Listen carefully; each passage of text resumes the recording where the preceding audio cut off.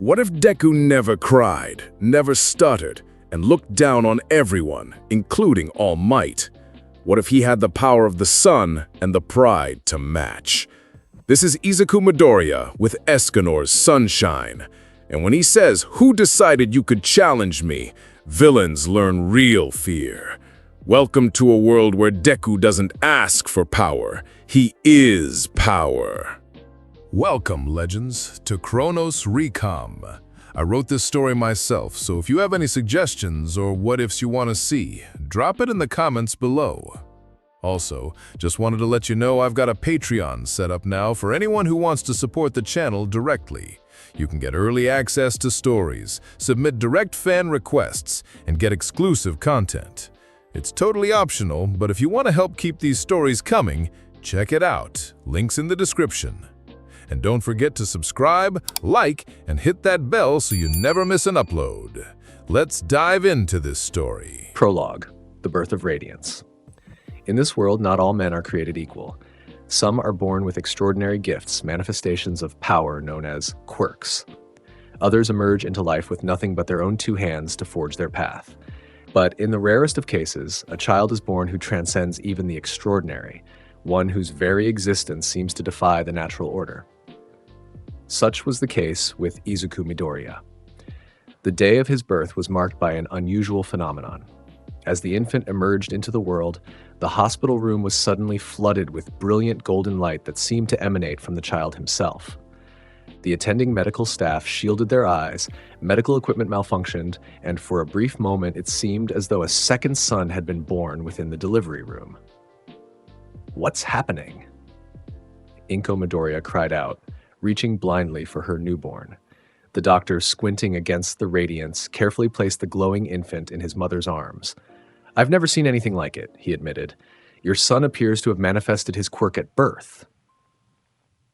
And so it was that Izuku Midoriya entered the world not with a cry, but with a declaration of brilliance that would foreshadow the extraordinary life to come. As the years passed, young Izuku's quirk developed in ways that baffled quirk specialists across the country.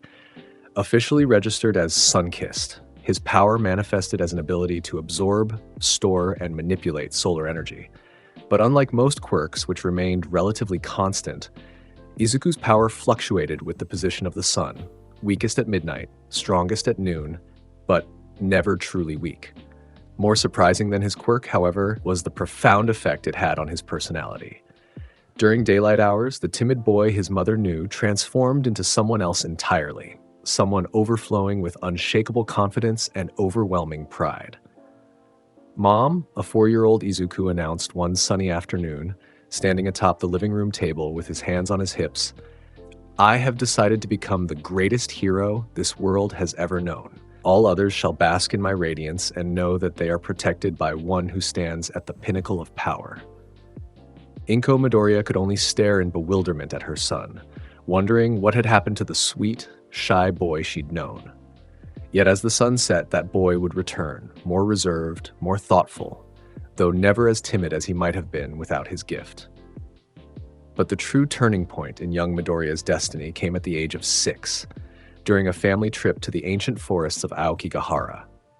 It was there, beneath the dense canopy that blocked much of the sun's light, that Izuku wandered away from his parents and found himself drawn to a small cave hidden among the twisted roots of an ancient tree. And it was there that he found it, the divine axe Rita. Act 1. The sun rises on a new hero. The forest of Aokigahara was known for many things: its eerie silence, its twisted trees, and the legends of those who ventured in but never returned. What it was not known for was being the resting place of a weapon of immense power. Yet there it was, embedded in stone at the back of a cave that seemed to call to young Izuku Midoriya. The axe was massive, far larger than any child could hope to wield, with a golden blade that caught what little light filtered into the cave and amplified it tenfold.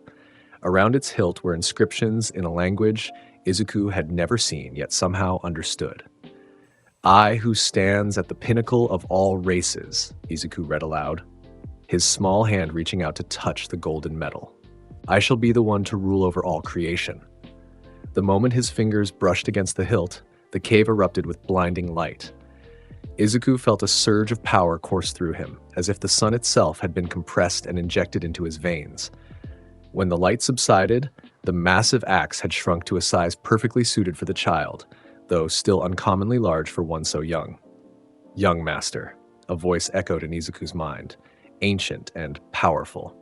"I have waited centuries for one worthy of my power. You, blessed by the sun itself, shall be my wielder." When Izuku emerged from the forest hours later, Divine Axe Rita slung over his shoulder with inexplicable ease, his parents were frantic with worry. But their concerns gave way to astonishment as their son explained, with unusual eloquence for a 6-year-old, that the axe had chosen him as its master. "It is only natural," young Izuku declared, standing straight-backed in the afternoon sun, his normally unruly green hair now seeming to float upward as if defying gravity itself. "Such a magnificent weapon requires an equally magnificent wielder. Who else but I could possibly be worthy?" In the years that followed, Izuku learned to master both his quirk and his newfound weapon. He discovered that Rita could store vast amounts of solar energy, allowing him to maintain significant power even during nighttime hours. He learned that the axe responded to his will, changing size as needed, from a massive battle axe to a more manageable, ornate hand axe he could carry to school. By the time he reached his final year of middle school, Izuku Midoriya had become a local legend. Standing tall and muscular beyond his years, he exuded an aura of absolute confidence that both attracted and intimidated those around him. His academic performance was impeccable, his athletic abilities unmatched, and his quirk control refined to a degree that most pro heroes would envy. Yet for all his accomplishments, Izuku's ambition remained fixed on a single goal: to attend UA High School, the premier hero academy in Japan, and prove himself worthy of standing among the greatest heroes of all time. It was this ambition that led him to Dagoba Municipal Beach Park one fateful morning, 10 months before the UA entrance exams. Once a pristine shoreline, the beach had become a dumping ground for unwanted appliances and trash. Izuku had chosen it as his training ground, a place to refine his techniques away from prying eyes. The sun had just cleared the horizon when Izuku arrived, Rita slung casually over his shoulder. His body had already begun its daily transformation, muscles expanding, posture straightening, presence growing more commanding with each passing minute. By mid-morning, he would stand nearly 7 feet tall, his physique rivaling that of All Might himself. "Another glorious day bestowed upon the world," Izuku announced to the empty beach, his voice resonating with unearned authority. "How fortunate for all who shall witness my training." With practiced ease, he swung Rita from his shoulder and planted it in the sand. The axe gleamed in the morning light, its blade absorbing and reflecting the sunlight in patterns that seemed almost alive. Izuku closed his eyes, feeling the familiar warmth building within him as his quirk activated fully. "Solar absorption," he intoned, extending his arms to the sky. Golden light enveloped his body, drawing in the sun's rays at an accelerated rate. The air around him shimmered with heat, and small objects, bottle caps, cigarette butts, even shells, began to levitate slightly in his presence. What happened next would change the course of hero history forever. A massive explosion rocked the waterfront district, the sound reaching Izuku even from his relatively isolated position on the beach. Without hesitation, he grabbed Rita and sprinted toward the source of the disturbance, his body moving with a speed and grace that belied his increasingly massive frame. As he approached, the scene unfolded before him. A villain with a mutation-type quirk that had transformed his arms into massive tentacles was holding several civilians hostage outside a bank. Police had established a perimeter but were keeping their distance. 3 pro heroes were on the scene. Backdraft working to contain fires from the initial explosion, Kamui Woods attempting to negotiate with the villain, and Death Arms standing ready to intervene if necessary. "Stay back!" the villain shouted, his tentacles tightening around a young woman's throat. "One more step and she's finished!" Izuku assessed the situation with a single glance. The heroes were hesitating, concerned for the hostage's safety. The villain was desperate, likely to act irrationally. The civilians were terrified, some injured from the initial blast. A perfect opportunity to demonstrate his prowess. "How disappointing!" Izuku's voice boomed across the scene. drawing all eyes to the imposing figure striding confidently toward the standoff. At 14 years old, he already stood taller than Death Arms, his school uniform stretched tight across his expanded musculature, divine axe Rita gleaming in his right hand. "Who the hell are you?" the villain demanded, his tentacles writhing nervously. Kamui Woods turned, extending a wooden limb to block Izuku's path. "Civilian, you need to stay back. This is a dangerous situation." Izuku regarded the pro-hero with a bemused smile. A dangerous situation? For whom? Certainly not for me. With casual ease, he stepped over Kamui's wooden barrier. "I merely see a villain who has yet to understand his place in the presence of his better." Death Arms moved to intercept him. "Kid, I don't know what your quirk is, but this isn't the time for—" "My name is Izuku Midoriya," he interrupted, his voice carrying an authority that made even the seasoned hero pause. "And I have decided that this farce has continued long enough." Before any of the pros could react, Izuku was moving, not with the frantic energy of an amateur, but with the measured confidence of one who knew victory was assured before the battle began. In a single fluid motion, he planted Rita in the ground and extended his right hand toward the villain. Cruel sun. A sphere of concentrated solar energy no larger than a baseball materialized above his palm. The temperature in the vicinity rose dramatically, causing the asphalt beneath his feet to soften. With a flick of his wrist, Izuku sent the miniature sun hurtling toward the villain. The sphere stopped mere inches from the villain's face, its heat causing sweat to instantly evaporate from his skin. "Release the hostages," Izuku commanded, "or discover what it means to face the judgment of the sun." Terror overtook the villain's features as he felt the overwhelming heat threatening to melt the flesh from his bones. His tentacles loosened involuntarily, allowing the hostages to scramble to safety. "Good decision," Izuku nodded, a condescending smile playing across his lips, though not as if you had any other choice. With the hostages clear, Izuku closed his fist. The sphere of solar energy expanded rapidly, engulfing the villain in blinding light. When it dissipated, the criminal lay unconscious on the ground, his body unmarked but thoroughly incapacitated. The gathered crowd stood in stunned silence before erupting into cheers. Smartphones captured the moment a teenager had accomplished in seconds what 3 professional heroes had been struggling to resolve. Death Arms approached Izuku, his expression a mixture of awe and concern. "That was impressive, kid, but also incredibly reckless. You could have been hurt, or worse, caused harm to the hostages." Izuku retrieved Rita from the ground and rested it casually on his shoulder. "Hurt? Me?" He laughed, a sound that somehow managed to be both melodious and grating in its confidence. "I believe you misunderstand the situation, hero. At no point was anyone in danger, except for the villain who foolishly chose to commit his crime during daylight hours." Kamui Woods joined them, his wooden mask hiding whatever expression he might have been making. "What's your quirk, young man? And that weapon, is it registered?" "My quirk is officially registered as Sun-Kissed," Izuku replied, his pride evident in every syllable. "As for Divine Axe Rita, it is more than a mere weapon. It is an extension of myself, a conduit for my magnificent power." He patted the axe's handle affectionately.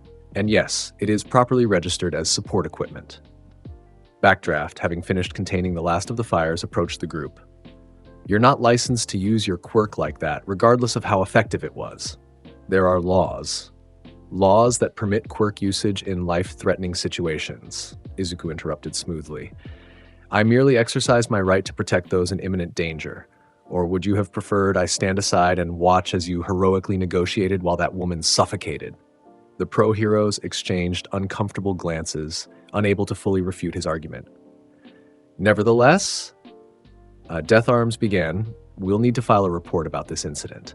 Your parents will be informed, of course." Izuku nodded, his posture relaxing slightly as he checked his watch. "It's nearly 9 o'clock. My power approaches its peak." He turned to face the gathered crowd, many of whom were still recording the interaction. "Remember this day, for it marks your first glimpse of the hero who shall stand at the pinnacle of all others." With that declaration, Izuku turned and strode away, his massive frame cutting an impressive silhouette against the morning sun. Behind him, whispers spread through the crowd. "Did you see that? He took down the villain with one attack." "Who is that kid? Is he even in high school yet?" That axe, it was gathering sunlight. Did you notice how it glowed? Midoriya, I'll remember that name. The incident at the bank would become the first of many unofficial hero activities that would define Izuku's pre-UA career. Videos of the green-haired youth subduing villains with overwhelming solar power spread across social media, earning him the nickname the Daylight Defender among internet forums dedicated to tracking up-and-coming heroes. For Izuku himself, these encounters were merely opportunities to refine his techniques in preparation for UA's entrance exam. Each victory reinforced his absolute confidence in his abilities, each public appearance spreading his reputation further. When the day of the entrance exam finally arrived, Izuku Midoriya walked through the gates of UA, not as a nervous applicant, but as one who believed his acceptance was a foregone conclusion. The Divine Axe Rita, shrunk to a more manageable size and secured in a custom holster on his back, hummed with stored solar energy, ready to demonstrate to all why its wielder deserved to stand among the elite. The sun shone brightly overhead, as if nature itself acknowledged that this was Izuku Midoriya's moment to shine. Act 2, the pinnacle of power. The UA entrance exam was designed to test the limits of aspiring heroes, to push them beyond their comfort zones and reveal not just their quirks, but their character. For most applicants, it represented the greatest challenge they had yet faced in their young lives.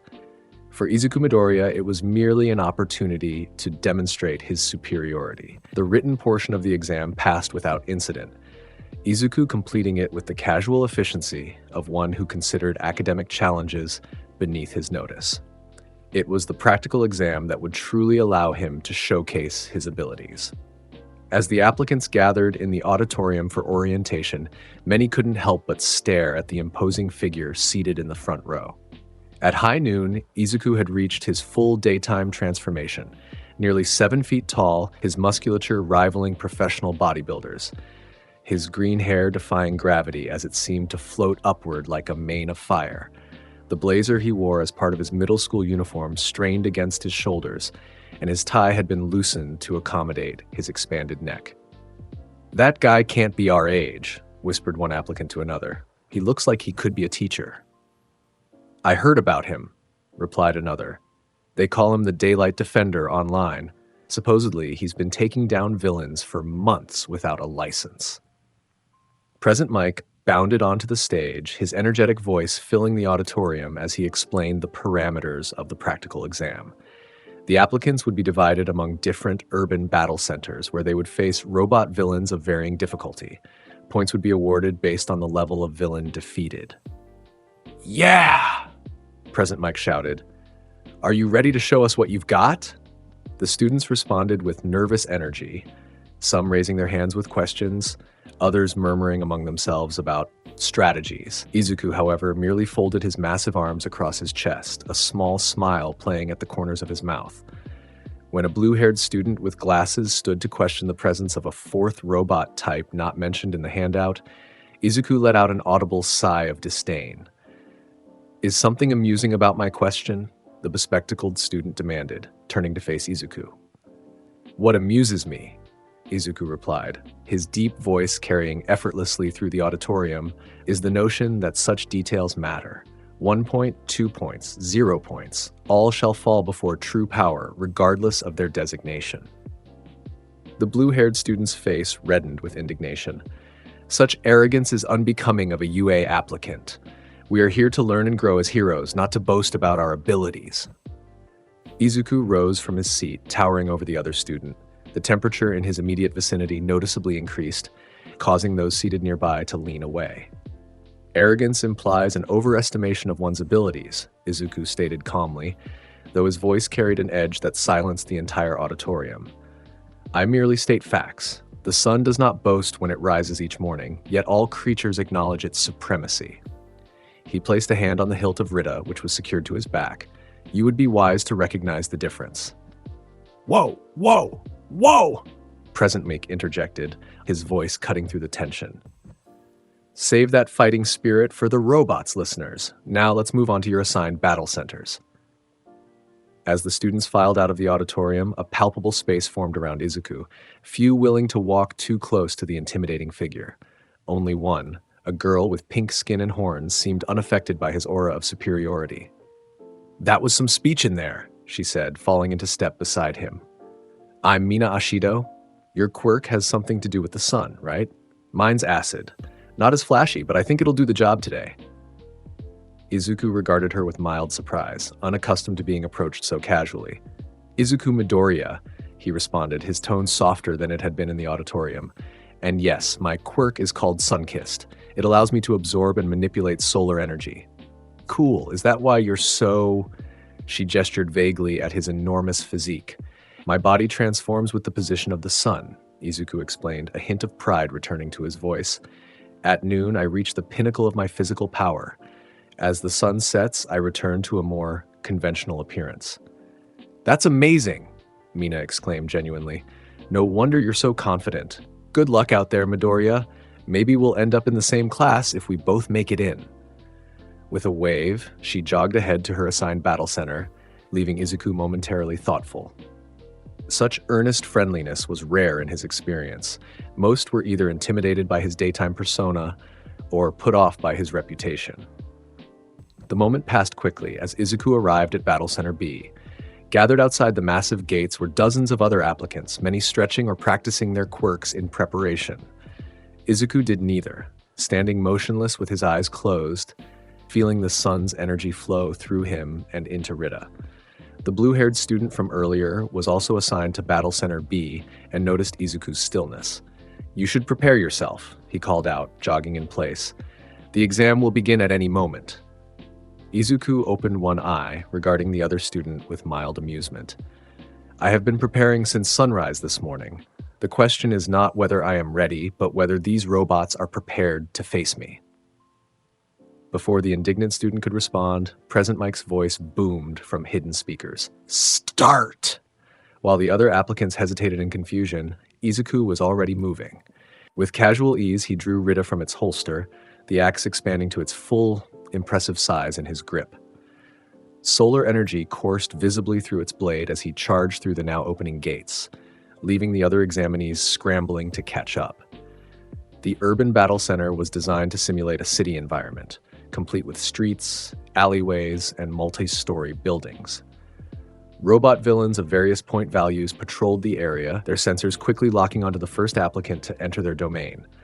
A one-pointer, a relatively small, wheeled robot with a single arm, spotted Izuku and charged, its mechanical arm raised to strike. Izuku didn't break stride, didn't even raise his axe. Instead, he simply extended his left hand. Solar flare. A concentrated beam of light shot from his palm, piercing through the robot's central processor. The machine collapsed in a shower of sparks. Smoke rising from the perfect hole melted through its chassis. 1. Izuku counted calmly, continuing his advance. Around a corner, 3 two-pointers. Larger bipedal robots with pincer-like appendages converged on his position. Izuku's smile widened as he finally brought Rita to bear. Divine radiance. The axe's blade glowed white-hot as he swung it in a wide arc. A wave of solar energy erupted from the blade, slicing through all 3 robots as if they were made of paper. Their severed upper halves slid to the ground, circuitry sizzling from the intense heat. 7. Izuku updated his count, not bothering to slow down.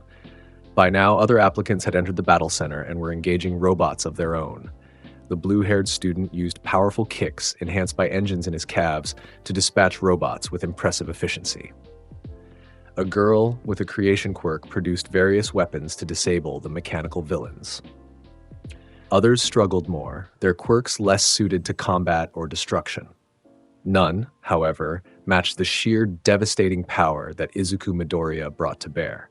A group of 3-pointers, the largest and most dangerous of the point-bearing robots, detected the swath of destruction Izuku was leaving in his wake and coordinated an attack. 6 of the massive machines surrounded him, their weapons systems charging in unison. For the first time since entering the battle center, Izuku stopped walking. He planted Rita in the ground before him and closed his eyes, appearing almost meditative as the robots closed in. "Look out!" shouted another examinee, a boy with spiky red hair who had been fighting nearby. "You're surrounded." Izuku opened his eyes, which now glowed with golden light. "Surrounded? No, they are not surrounding me." His voice resonated with power as solar energy began to visibly gather around his body. They are merely lining up to be judged. With a single fluid motion, Izuku raised both arms above his head, forming a sphere of concentrated solar energy that grew rapidly in size and intensity.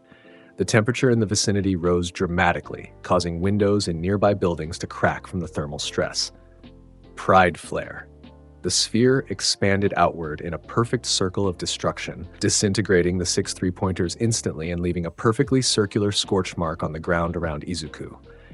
The heat was so intense that the asphalt beneath his feet had partially melted, yet he stood unaffected at the center of the devastation.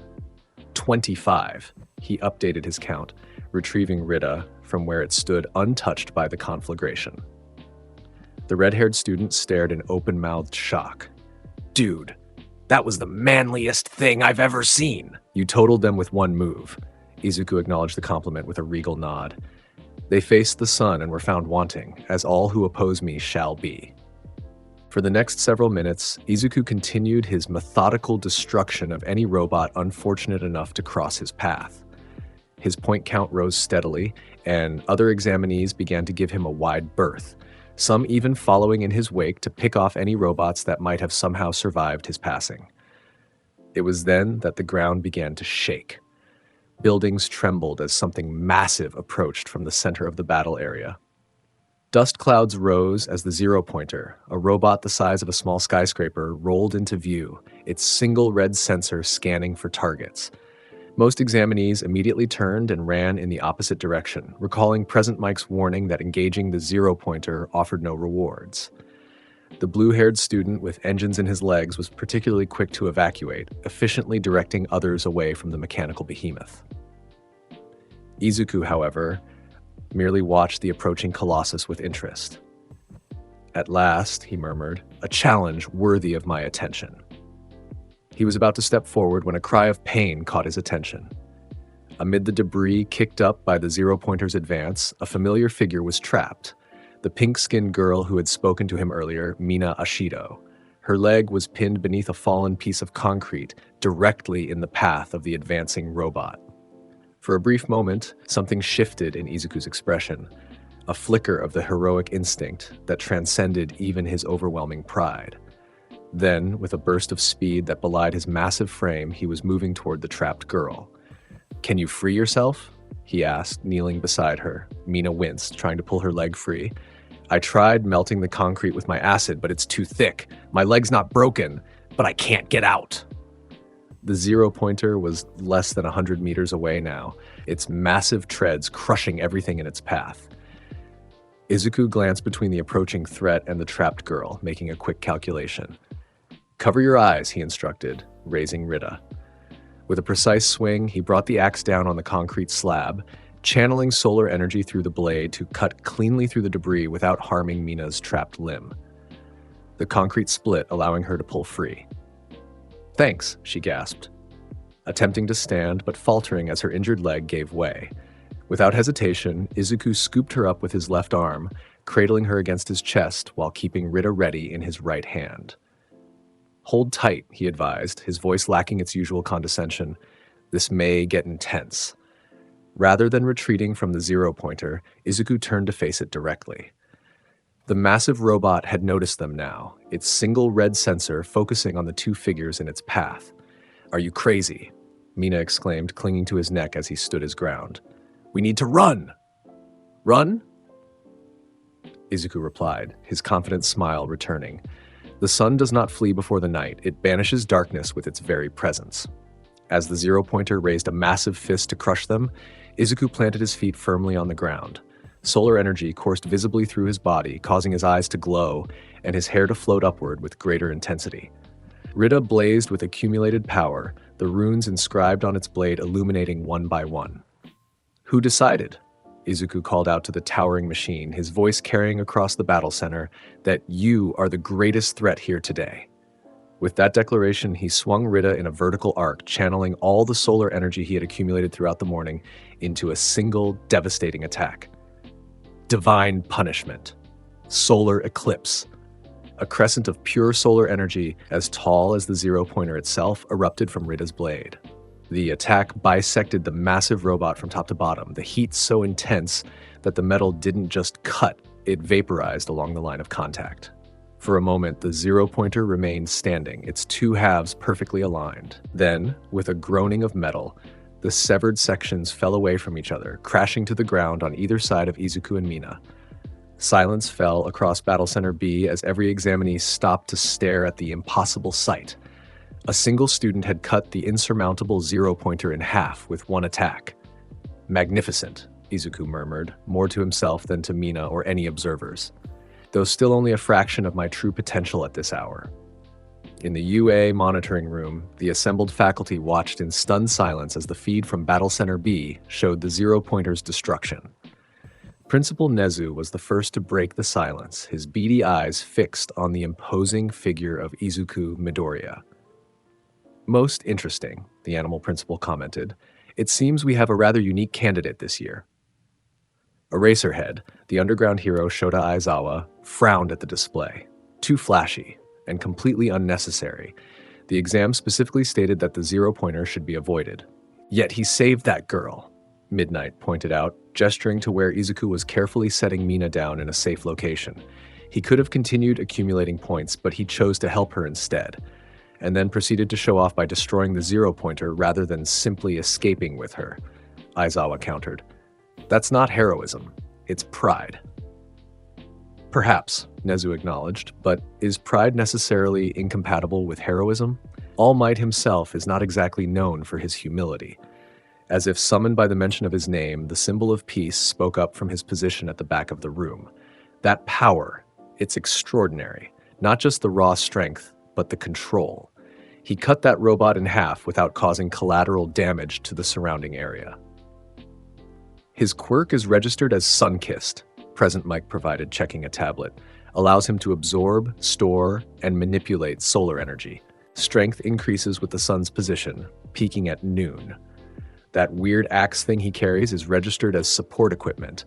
Apparently stores solar energy for use during nighttime hours."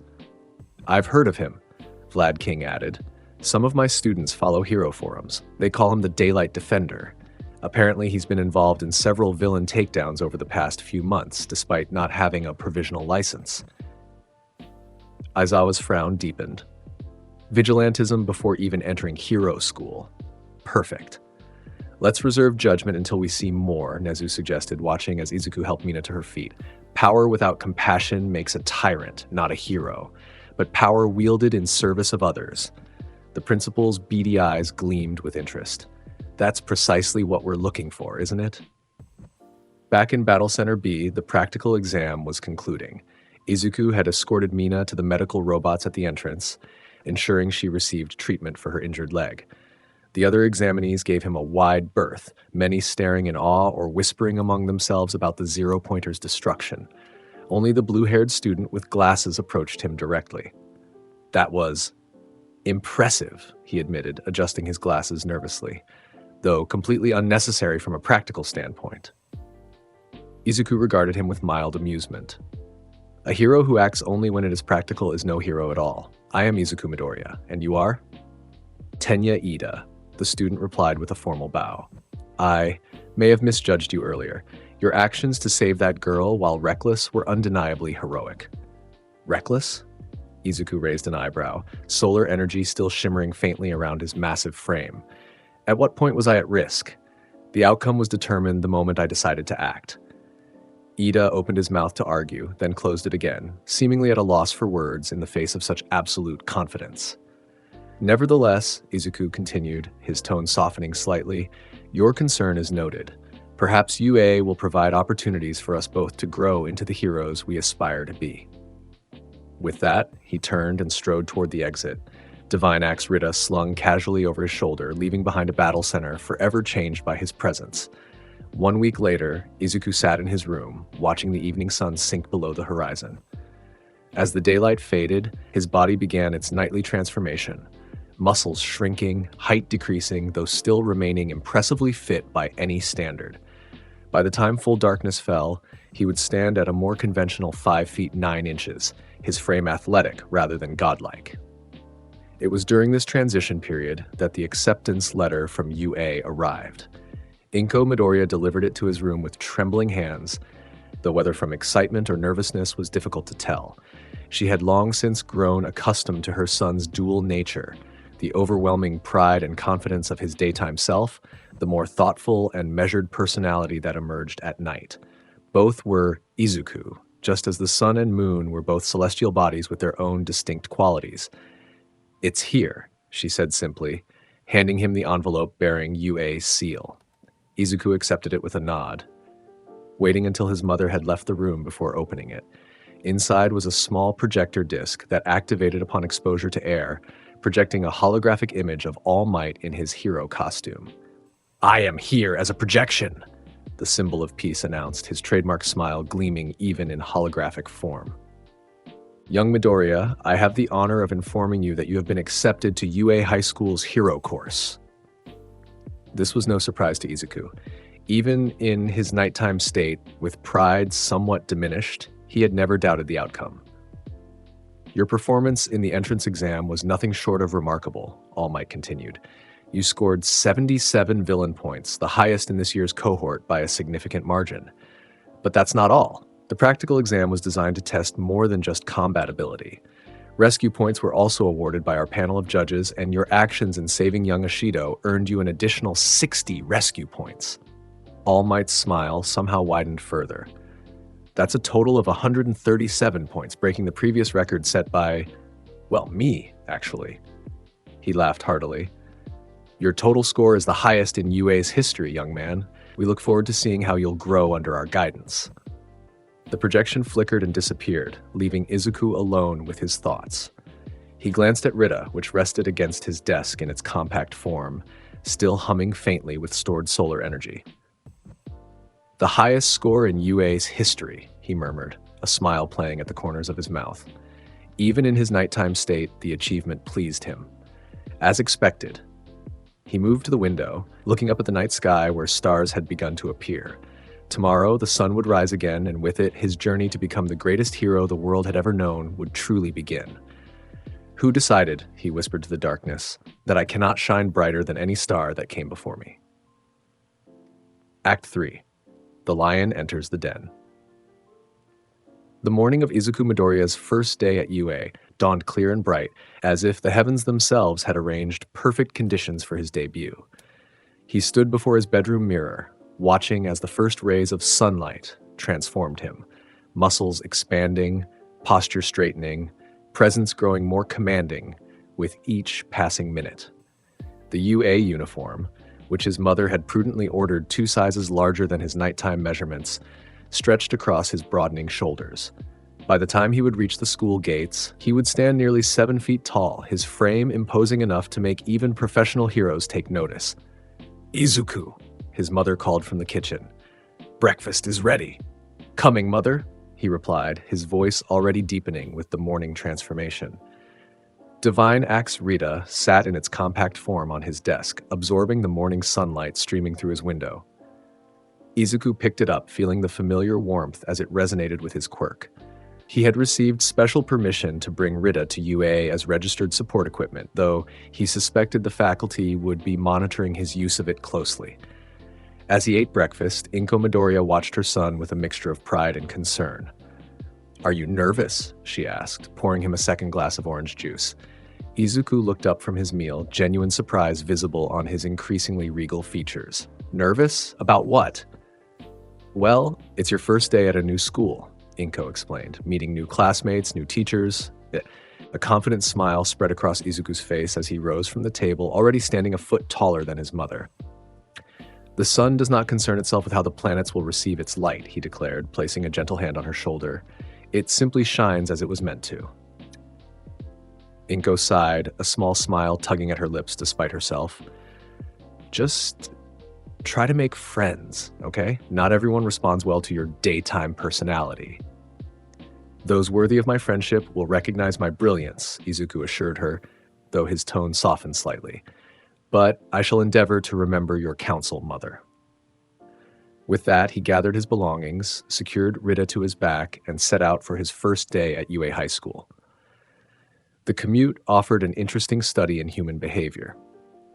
As Izuku's transformation progressed with the rising sun, the space around him on the train gradually cleared, passengers finding reasons to stand elsewhere rather than next to the increasingly imposing teenager.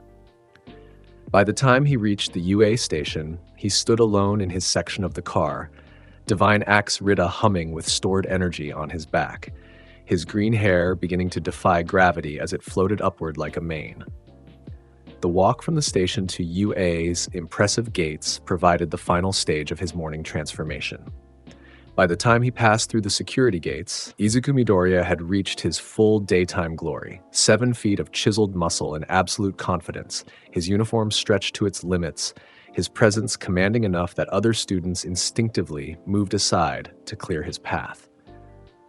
Class 1A's door was appropriately oversized for a school that catered to students with physical mutation quirks, yet Izuku still had to duck slightly to enter. Inside, he found several students already seated, with others filtering in behind him. The first to notice him was a familiar face, Tenya Ida, the blue-haired student from the entrance exam, who was methodically arranging his desk supplies. "Midoriya!" Ida called out, standing and offering a formal bow. "Good morning, I'm pleased to see we'll be classmates." Izuku acknowledged him with a regal nod. "Ida, your presence is not unexpected. Your performance in the practical exam was adequate." Before Ida could respond to this backhanded compliment, an excited voice called from across the room. "Sun Guy!" Mina Ashido bounded over, her pink skin and horns making her instantly recognizable. "You made it. I knew you would after that amazing show at the exam. Thanks again for saving me from that 0-pointer. "It was no great feat," Izuku replied, though his tone lacked some of its usual condescension. "One such as I could hardly stand by while a fellow examinee was in peril." "Still super cool," Mina grinned, seemingly immune to his overwhelming presence. "Oh, I'm Mina Ashido, by the way. I don't think I properly introduced myself before you, carried me away from danger like a total hero." "Izuku Midoriya," he responded with a slight bow of his head. "I trust your leg has fully recovered?" "Good as new," Mina confirmed, demonstrating with a little hop. "Recovery girl fixed me right up after the exam. Oh, have you met everyone else yet?" Before Izuku could answer, the classroom door slid open again, revealing a familiar spiky-haired blonde. Katsuki Bakugo stopped in the doorway, his perpetual scowl deepening as his eyes locked onto Izuku's towering form. "The fuck are you doing here, Deku?" he growled, stomping into the room. A ripple of surprise passed through the assembled students at the hostile greeting. Izuku merely raised an eyebrow, seemingly unperturbed by the aggression. "Katsuki Bakugo," he observed calmly. "It appears we are to be classmates. How fortunate for you to learn from my example." Bakugo's hands sparked with small explosions as his temper flared. "Learn from you? Don't make me laugh. Just because you've got some flashy quirk now doesn't change the fact that you're still Deku. Useless, pathetic Deku."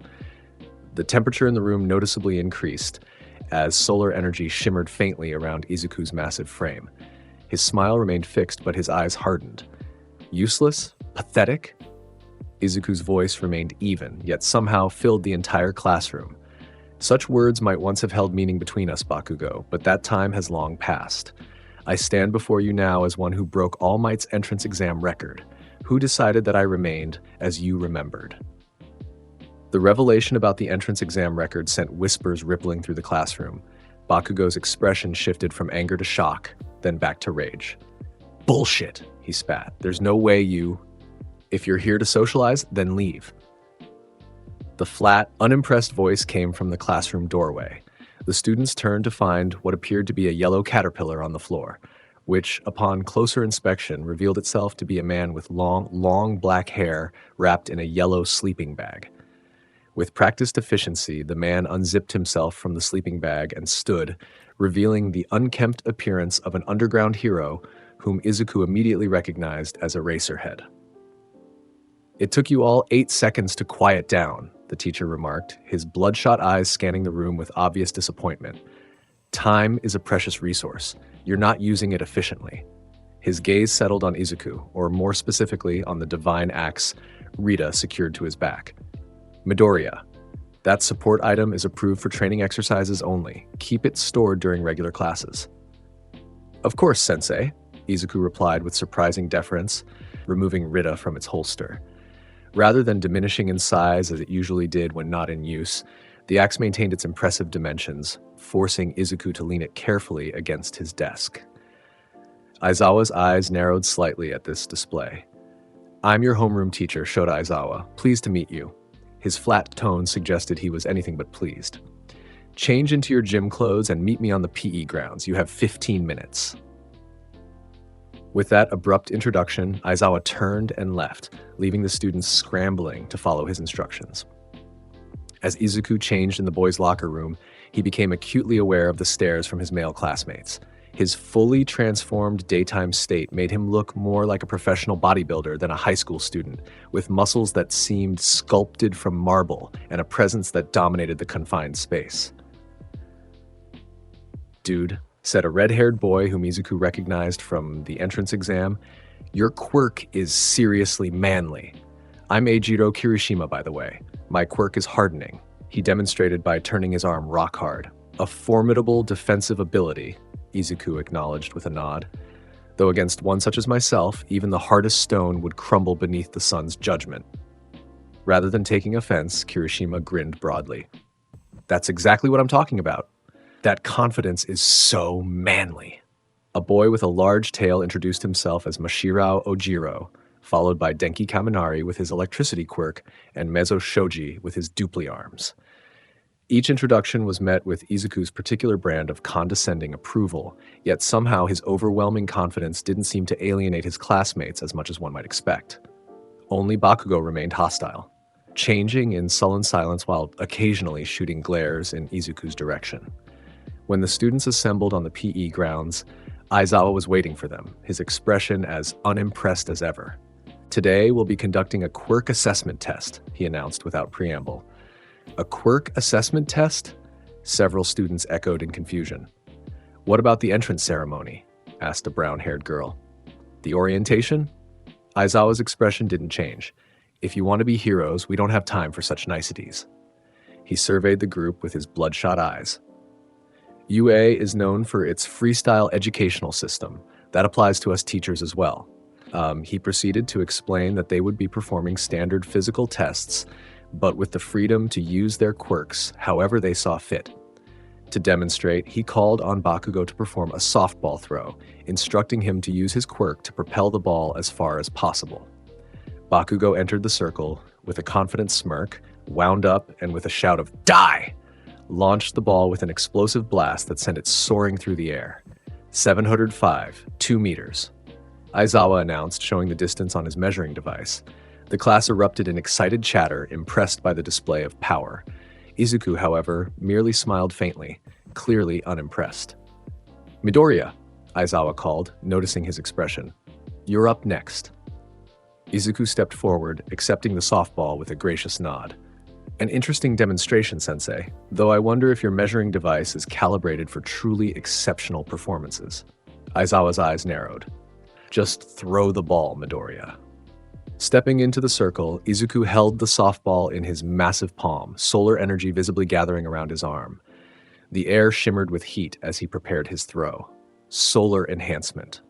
With a casual flick of his wrist, not even a full throwing motion, Izuku launched the ball skyward. It disappeared from view almost instantly, leaving behind a trail of superheated air that distorted the vision of those watching. The measuring device in Aizawa's hand beeped continuously for several seconds before finally settling on a number. 2,783, 4 meters, Aizawa announced, his expression unreadable. A stunned silence fell over the class, broken only by Bakugo's enraged shout. "What the fuck, Deku?" Explosions erupted from Bakugo's palms as he lunged toward Izuku, his face contorted with rage. How did a worthless nobody like you get so powerful? Before he could reach his target, Bakugo found himself suddenly immobilized, his quirk deactivated. Aizawa stood with his capture scarf floating around him, his eyes glowing red as he used his erasure quirk. "Don't make me use my quirk so much," the teacher growled. "I have dry eye." Izuku, who hadn't moved or even flinched at Bakugo's attack, regarded his childhood acquaintance with mild amusement. "Such passion, Bakugo, if only it were matched by ability." "That's enough," Aizawa cut in, releasing Bakugo from his restraints. "Save it for training exercises," he turned to address the whole class. And don't think for a moment that Midoriya's performance means this test will be easy.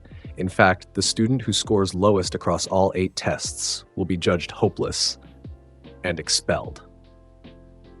This announcement sent a wave of anxiety through the students, all except Izuku, who merely folded his arms across his massive chest, solar energy still shimmering faintly around him in the bright morning sunlight.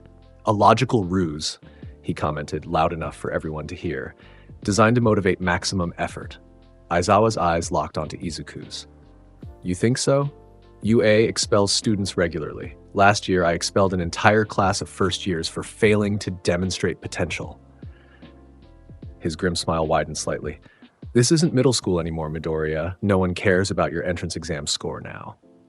Indeed, Izuku agreed, surprising the teacher with his easy acquiescence. What matters is not past glory, but present performance. He glanced at the sun, now approaching its zenith.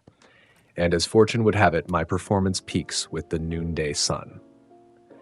The quirk assessment test proceeded through the standard physical evaluations: 50-meter dash, grip strength, standing long jump, repeated side steps, softball throw, sit-ups, seated toe touch, and long-distance run. Throughout each test, Izuku demonstrated the overwhelming physical superiority granted by his fully activated sun-kissed quirk. In the 50-meter dash, he covered the distance in 1.89 seconds, leaving even Ida with his engine quirk staring in disbelief. His grip strength maxed out the measuring device at 999 kilograms. For the standing long jump, he cleared not just the sandbox, but nearly the entire field. Even in tests less suited to raw power, like the repeated side steps, his enhanced reflexes and speed allowed him to post impressive numbers. By the time they reached the long-distance run, Izuku had firmly established himself as being in a class of his own. As the students began the endurance test, he maintained a pace that would make Olympic sprinters envious, completing lap after lap without showing any signs of fatigue. Aizawa, watching from the sidelines, found his initial skepticism about the arrogant student gradually shifting. Pride was one thing, many heroes had inflated egos, but Midoriya's confidence appeared to be backed by genuine extraordinary ability. Moreover, despite his overwhelming superiority, he hadn't once mocked or belittled his classmates for their comparatively lesser performances. When all 8 tests were completed, Aizawa displayed the final rankings on a holographic screen. To no one's surprise, Izuku Midoriya stood firmly at the top, having placed first in every single category. Below him, Momo Yaoyorozu, Shoto Todoroki, and Katsuki Bakugo rounded out the top 4, with the remaining students ranked according to their overall performance. At the bottom of the list was Minoru Mineta, a short student with purple ball-like hair who began trembling visibly at the sight of his ranking. And now, Aizawa began, his voice devoid of emotion, about that expulsion. Sensei? Izuku interrupted, stepping forward.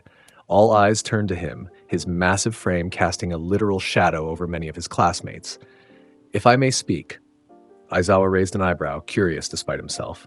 What is it, Midoriya? A true hero, Izuku stated, solar energy shimmering around him in the midday sun, stands not only at the pinnacle of power, but also as a beacon of hope for those who strive to climb higher. He gestured toward Mineta, who was still trembling. How can one such as myself shine brightly if I do not illuminate the path for others to follow? A murmur ran through the assembled students. Was the overwhelmingly prideful Midoriya actually advocating for Mineta? What exactly are you suggesting? Aizawa asked, his expression unreadable. Merely that potential is not always evident in a single day's performance, Izuku replied. The sun does not judge the seedling for not yet being a tree. The homeroom teacher studied Izuku for a long moment, noting the genuine conviction behind the grandiose words. Finally, a thin smile crossed his face. The expulsion threat was a logical ruse after all, Aizawa admitted. This time. Relief washed over the students, none more so than Mineta, who nearly collapsed with gratitude.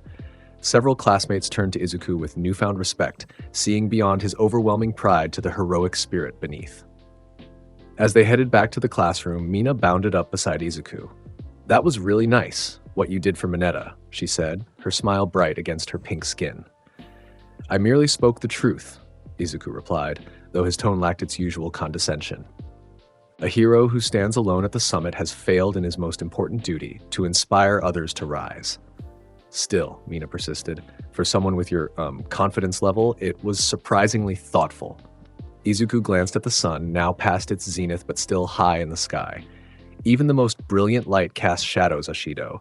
I am aware that my manner can be overwhelming to some, but the essence of heroism remains the same regardless of presentation, to protect those who cannot protect themselves and to help others become stronger. That's deep, Mina nodded appreciatively. But you might want to work on your delivery a bit. The whole I am the pinnacle of creation thing can be a little much, you know? For perhaps the first time that day, Izuku laughed, a rich, genuine sound that seemed to surprise even him. Who decided that my delivery needed improvement? He asked, but there was a hint of self-awareness in his voice that hadn't been there before. As they reached the classroom, Aizawa handed out syllabi and made a few announcements about the next day's schedule before dismissing them. As the students began to disperse, a massive figure appeared in the doorway, All Might himself, resplendent in his Silver Age costume. I am here!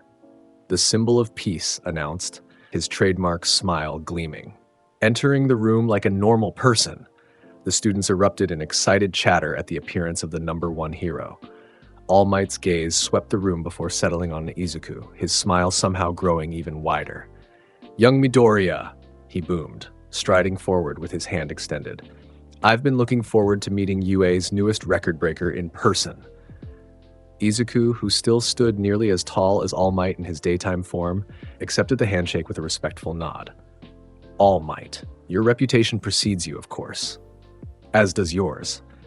All Might laughed heartily. I watched your performance in the entrance exam. Most impressive, that zero-pointer never knew what hit it.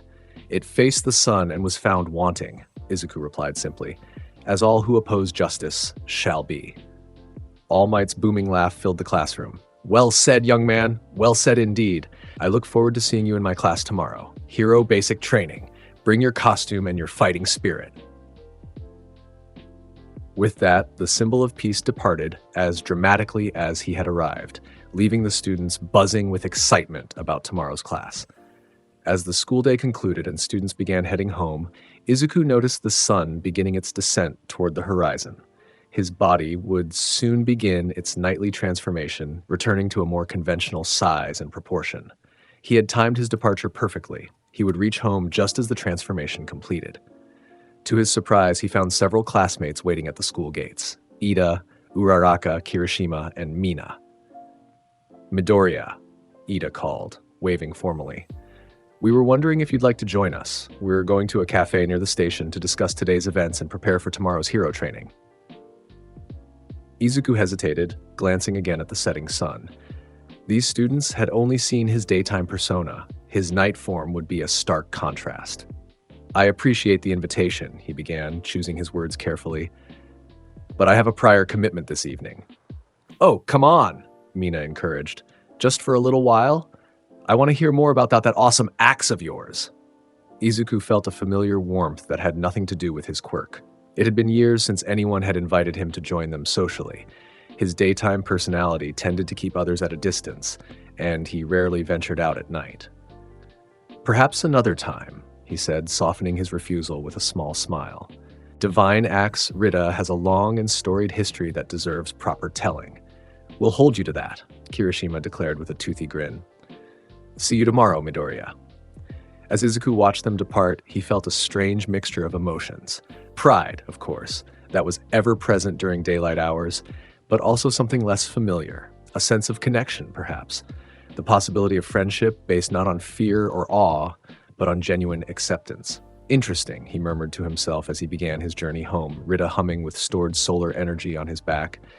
Perhaps UA has more to teach me than I anticipated. The sun continued its descent, and with it, Izuku Midoriya's transformation began. Not just the physical changes of his quirk, but perhaps the first steps toward something even more significant: growth as a hero and as a person. Act 4, The Crucible of Combat. The second day at UA brought with it the class that every Hero Corps student had been anticipating, Hero Basic Training with All Might. As the students of Class 1A filed into the classroom after lunch, the anticipation was palpable. Izuku Midoriya sat at his oversized desk, solar energy shimmering faintly around his massive frame. The morning had proceeded much like the previous day. Standard classes in English with present mic, mathematics with ectoplasm, and modern hero art history with midnight. Throughout each lesson, Izuku had maintained his characteristic pride and confidence, answering questions with perfect accuracy and unshakable self-assurance. I wonder what All Might's class will be like, mused Ochako Uraraka, the gravity-manipulating girl who sat near Izuku. Whatever it is, Izuku replied, his deep voice carrying easily across the classroom, it shall provide an excellent opportunity to demonstrate the full glory of heroism. Before Uraraka could respond, the classroom door burst open and All Might bounded in with characteristic exuberance. "I am here," he announced, striking a pose, "coming through the door like a normal person."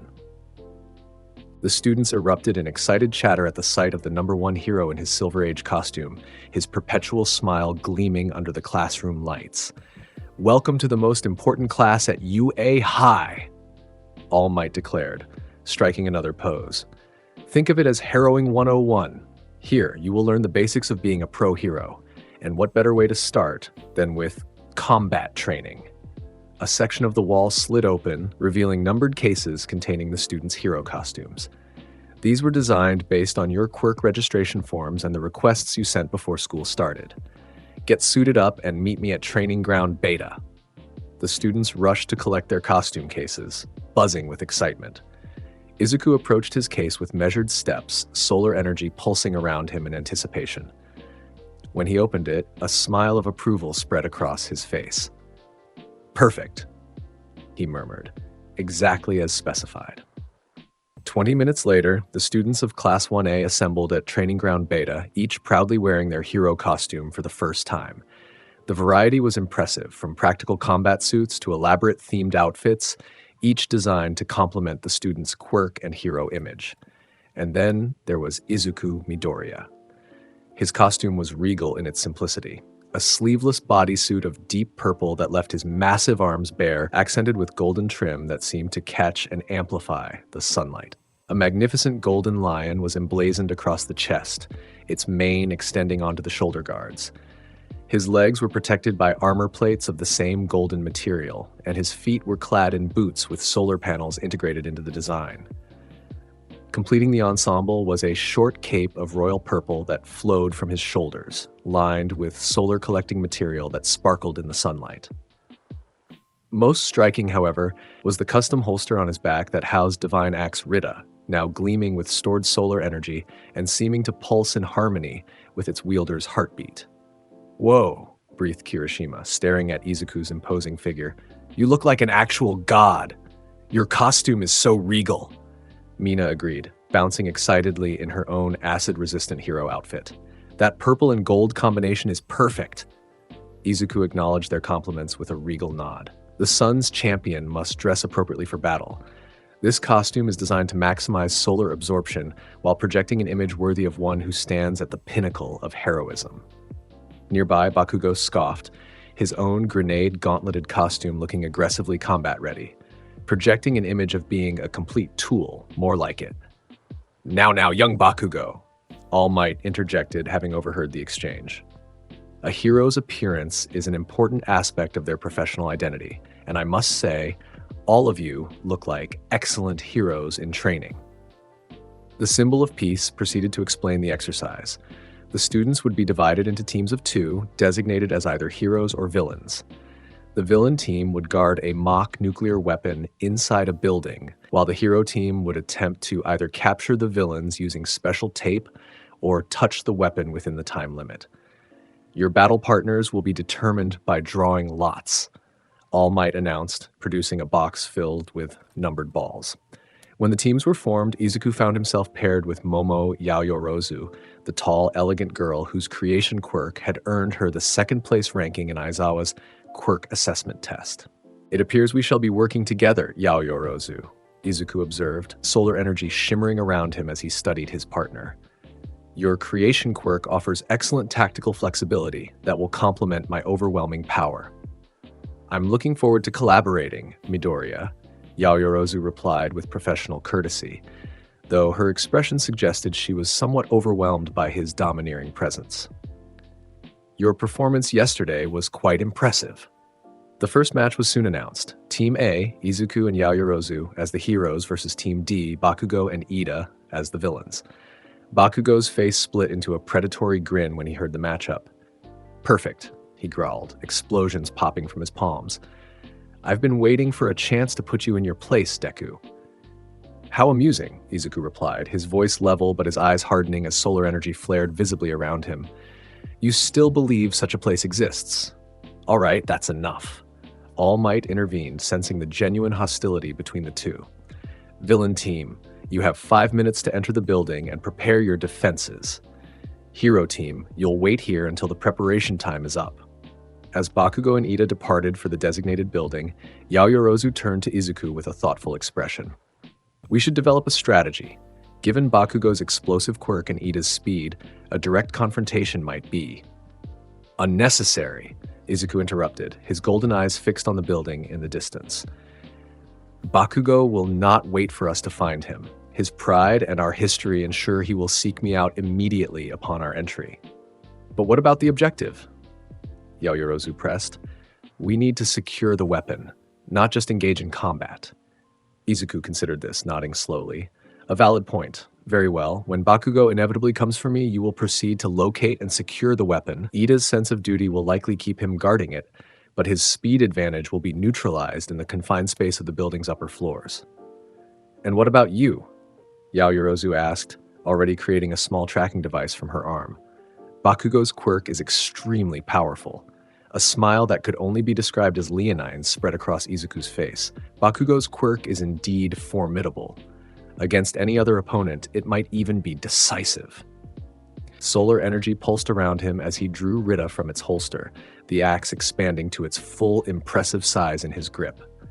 "But who decided that his explosions would affect me?" Yaoyorozu's eyes widened slightly at the casual confidence with which he dismissed one of the strongest quirks in their class. Before she could respond, All Might's voice boomed through their earpieces. "Hero team, your time starts now!" The 5-story building designated for the exercise was designed to simulate an office complex with multiple rooms, corridors, and stairwells. Izuku and Yaoyorozu entered cautiously, the latter creating a small thermal scanner to help locate their opponents. "The weapon is likely on the top floor," Yaoyorozu whispered, studying the scanner's readings. "I'm detecting a large heat signature on the 5th floor, probably Ida standing guard." Izuku nodded, his senses heightened by his fully activated quirk. "And Bakugo is." "Right here, Deku!" The wall to their left exploded outward as Bakugo burst through, his right gauntlet smoking from the blast. Without hesitation, he launched himself at Izuku, his face contorted with rage. "I've been waiting years for this," Bakugo snarled, his right hand already poised for another explosion. "Time to show everyone what a fraud you really are." Izuku didn't flinch, didn't even raise Rita to defend himself. Instead, he turned calmly to Yaoyorozu. "Proceed as planned," he instructed, as if Bakugo's imminent attack was of no concern. "I shall handle this minor distraction." Yaoyorozu hesitated for only a moment before nodding and sprinting toward the stairwell, creating a shield to protect herself from any potential blast debris.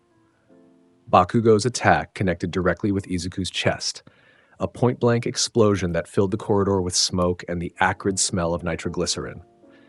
When the smoke cleared, Bakugo's triumphant grin faltered.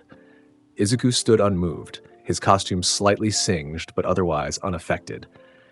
Solar energy shimmered around him, having formed a protective barrier that had absorbed most of the blast's force. "Was that your opening statement, Bakugo?" Izuku asked, his voice carrying a hint of disappointment. "How underwhelming." Rage twisted Bakugo's features as he unleashed a barrage of explosions, each more powerful than the last. "Don't you dare look down on me, Deku.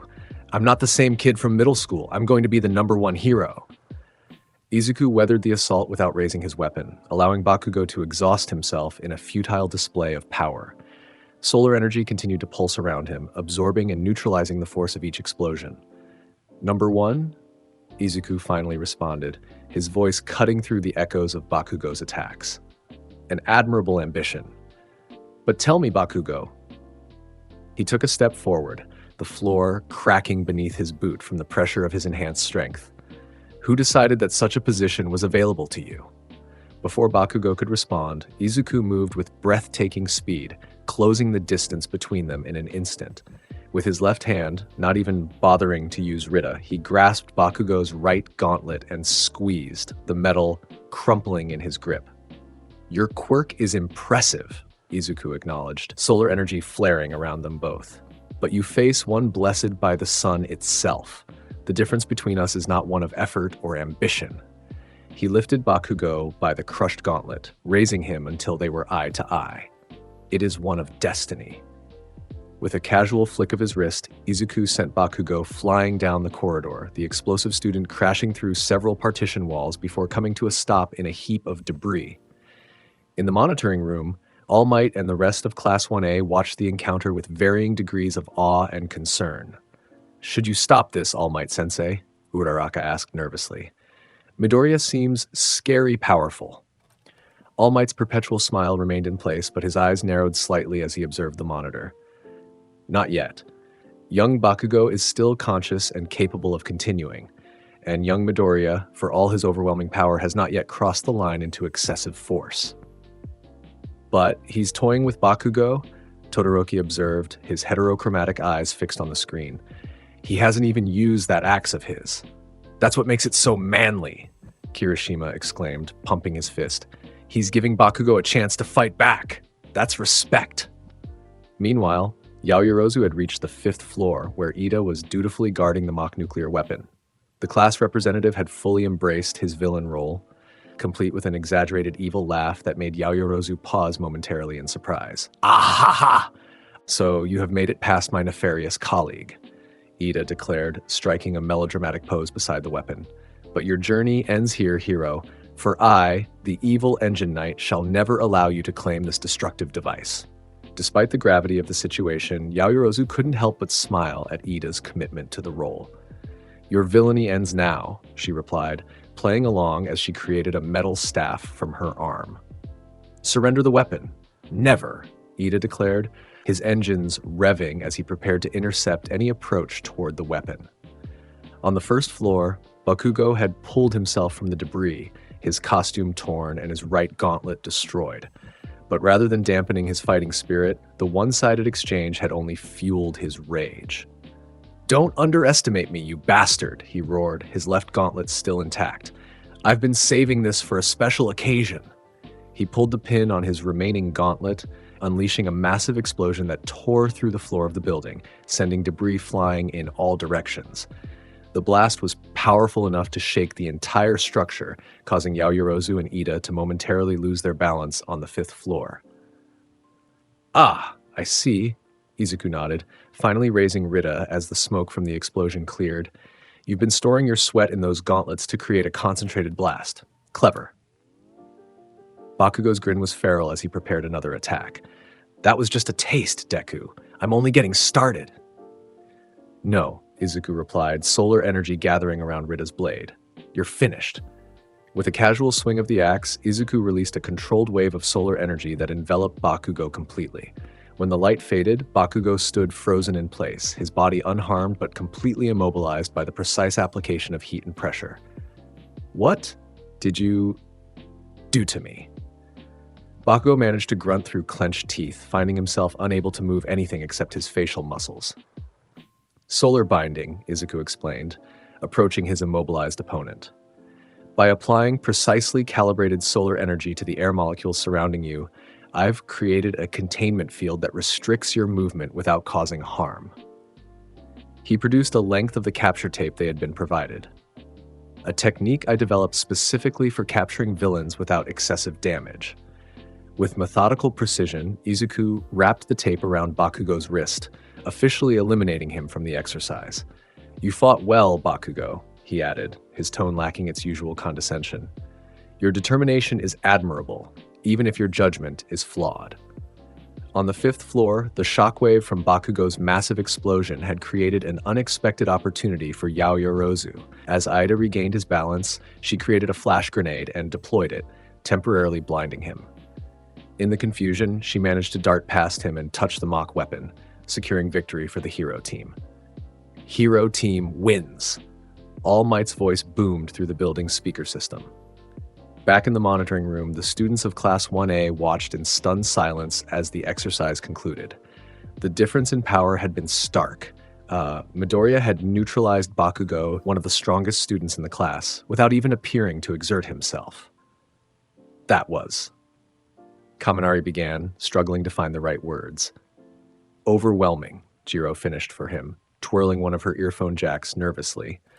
All Might studied the monitors with a thoughtful expression. Midoriya's power was extraordinary, certainly, but what interested him more was the restraint the sun-powered student had shown. Despite his overwhelming advantage, he had neutralized Bakugo with minimal force, using a technique specifically designed to capture rather than harm. When the participants returned to the monitoring room, the contrast was striking. Yaoyorozu and Ida entered first, discussing the exercise with professional courtesy. Bakugo followed, his expression dark with suppressed rage and wounded pride. And finally came Izuku, his massive frame seeming to fill the doorway, Divine Axe Rita once again secured to his back. Well done, all of you, All Might declared, his trademark smile firmly in place. Now, who can tell me who the MVP of this exercise was? To everyone's surprise, it was Todoroki who raised his hand. Yaoyorozu, he stated simply. Oh, All Might raised an eyebrow. Please elaborate, young Todoroki. Midoriya showed overwhelming power, certainly, Todoroki explained, his dual-colored eyes unreadable. But Yaoyorozu demonstrated better tactical awareness. She created equipment suited to the mission, adapted to changing circumstances, and ultimately secured the objective while Midoriya was engaged with Bakugo. All Might nodded approvingly.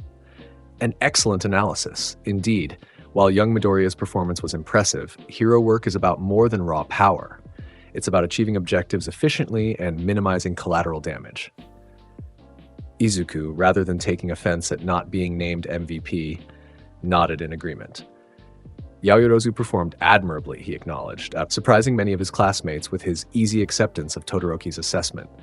Her creation quirk offers strategic options that complement direct combat capabilities. In a real hero operation, such versatility would be invaluable. Yaoyorozu blinked in surprise at the praise, a faint blush coloring her cheeks. Thank you, Midoriya. Your confidence in me was motivating. As the class prepared for the next match, Bakugo remained silent, his gaze fixed on the floor. The gap between himself and Midoriya had been made painfully clear, and for someone who had always considered himself exceptional, the realization was devastating. Izuku noticed Bakugo's uncharacteristic silence and approached him, his massive frame casting a literal shadow over the explosive student. Bakugo, he said, his voice low enough that only they could hear. Your power is genuine.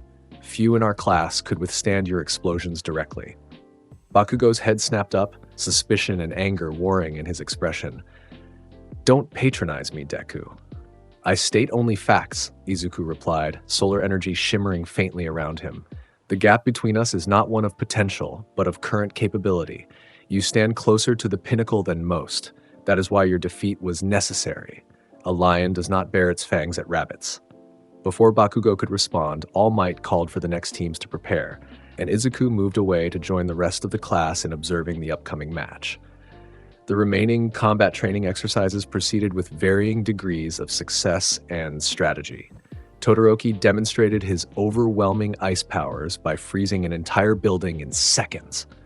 Uraraka showed surprising combat effectiveness by using her zero-gravity quirk to render debris weightless and then release it on her opponents. Each match revealed the strengths and weaknesses of the students' quirks and their tactical thinking. Throughout it all, Izuku observed with keen interest, his analytical mind cataloging the abilities and strategies of his classmates. Despite his overwhelming pride, he recognized the value in understanding the capabilities of those around him, not just for comparison, but for future cooperation. As the school day concluded and the sun began its descent toward the horizon, Izuku felt the familiar sensation of his body beginning its nightly transformation. By the time he reached the school gates, his height had decreased by several inches, his muscles slightly less defined, though still impressive by any standard. To his surprise, he found Ida waiting for him at the gate. Midoriya, the class representative called, bowing formally. A moment of your time, if you please. Of course, Ida, Izuku replied, his voice already losing some of its daytime resonance. What can I do for you? Ida adjusted his glasses, his expression serious. I wanted to discuss your performance today. Your power is extraordinary, perhaps the strongest in our class. Perhaps? Izuku raised an eyebrow, though the gesture lacked the intimidating effect it would have had at noon. My point, Ida continued, undeterred, is that such power comes with responsibility. Your restraint with Bakugo was commendable, but I noticed the structural damage caused by your exchange. Izuku considered this, glancing at the setting sun. You're concerned about collateral damage, a valid point for a future hero to consider. Exactly, Ida exclaimed, chopping the air with his hand in his characteristic manner. Even justified force must be applied with consideration for surroundings, civilians, and infrastructure. I appreciate your concern, Ida, Izuku nodded, surprising the class representative with his receptiveness. My daytime self sometimes overlooks such details in the heat of combat. I shall endeavor to exercise greater awareness in future exercises. Ida blinked, seemingly taken aback by Izuku's reasonable response. I thank you for your understanding, Midoriya. I look forward to seeing your continued growth as a hero. As Ida departed with another formal bow, Izuku resumed his journey home, Divine Axe Rita humming faintly on his back. The sun continued its descent, and with it, his transformation progressed, not just physically, but in perspective as well. His nighttime self had always been more reflective, more measured in his assessment of his own abilities and actions. As the last rays of sunlight disappeared below the horizon, Izuku Midoriya considered what it truly meant to stand at the pinnacle of heroism, not just in power, but in responsibility and judgment as well. Perhaps, he thought, UA had more to teach him than he had initially believed. Act 5, The Unforeseen Simulation, Joint.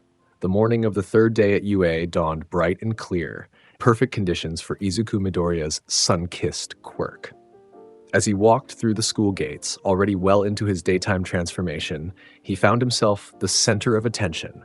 Not an unusual occurrence, but this time with a different quality to it. Word of his performance in the combat training exercise had spread throughout the hero course, and even students from other departments paused to watch as the imposing figure strode across campus, Divine Axe Rita secured to his back and solar energy shimmering faintly around his massive frame. Is that him? The one who cut the zero-pointer in half during the entrance exam? Yeah, and I heard he took down Bakugo without even trying. They're calling him the Lion of UA online. Izuku acknowledged the whispers with regal indifference, his golden eyes fixed on the path ahead. Such attention was merely the natural reaction to one who stood above others. Expected, but ultimately inconsequential to his journey. As he entered Class 1A, he found most of his classmates already present, their conversations dying down momentarily as he took his seat. Bakugo was notably absent, though his explosive personality typically had him arriving just before the bell. Good morning, Midoriya-kun. Mina greeted cheerfully, seemingly immune to his overwhelming presence. Did you see the news this morning? They're talking about UA's new semester, and there was footage of the entrance exam. Your zero-pointer takedown is going viral. Is that so? Izuku replied, a small smile playing at the corners of his mouth. It was a rather magnificent display, if I do say so myself. The internet is calling you the Solar Lion because of your costume and that crazy mane-like thing your hair does, Kaminari added, miming Izuku's gravity-defying hair with his hands. It's a pretty cool hero name, actually. The Solar Lion, Izuku repeated thoughtfully, solar energy pulsing briefly around him. It has a certain resonance. Further discussion was cut short as Aizawa entered the classroom, looking as disheveled and unimpressed as ever. Morning, he grunted, making his way to the podium. I have an announcement about today's hero training. The class immediately fell silent, all attention focused on their homeroom teacher. Today's training will be supervised by myself, All Might, and one other faculty member. Aizawa continued. You'll be preparing for disaster relief from fires to floods. It's rescue training. A murmur of excitement passed through the classroom. Rescue work was a fundamental aspect of heroism, though perhaps less glamorous than villain fighting. Disaster rescue requires a different approach than combat, Aizawa explained, his bloodshot eyes scanning the room. You'll need to focus on minimizing casualties and property damage while efficiently evacuating civilians. For some of you, this will be more challenging than direct combat. His gaze lingered momentarily on Izuku, who met it with unwavering confidence. I assume we'll be permitted to use our costumes for this exercise? Izuku inquired, his deep voice carrying easily across the classroom. Optional, Aizawa replied. Some of your costumes may not be suited for rescue work. Think carefully about what will help you function most effectively in a disaster scenario. 30 minutes later, the students of Class 1A were aboard a bus heading for an off-campus facility designed specifically for rescue training.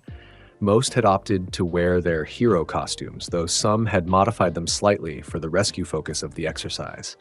Izuku sat in a specially reinforced seat, his massive daytime frame requiring additional space. Divine Axe Rita rested across his lap, humming faintly with stored solar energy. He had chosen to wear his full costume, confident that its design would function effectively in any rescue scenario. "Hey, Midoriya," Asui Tsuyu, the frog quirk girl, called from across the aisle, her large eyes fixed on him with characteristic directness. "I always say what's on my mind. Your quirk seems really similar to All Might's. Super strength, invulnerability, overwhelming power, Kero." A ripple of interest passed through the bus at this observation. Izuku regarded Asui with mild amusement, solar energy shimmering around him in the morning sunlight that streamed through the bus windows. "An interesting comparison, Asui," he replied, "but fundamentally flawed. All Might's quirk, whatever its nature, appears constant in its application. My sun-kissed power fluctuates with the position of the sun, strongest at noon, weakest at midnight." He patted Rita affectionately. "Though thanks to Divine Axe Rita's energy storage capabilities, I am never truly without power." "Call me Tsuyu, Kero," she responded. "So your quirk is like solar power? That's why you're always shimmering with that golden energy?" "A simplified but essentially accurate description," Izuku nodded. "I absorb, store, and manipulate solar energy. This manifests as enhanced physical capabilities, protective barriers, and various energy projection techniques."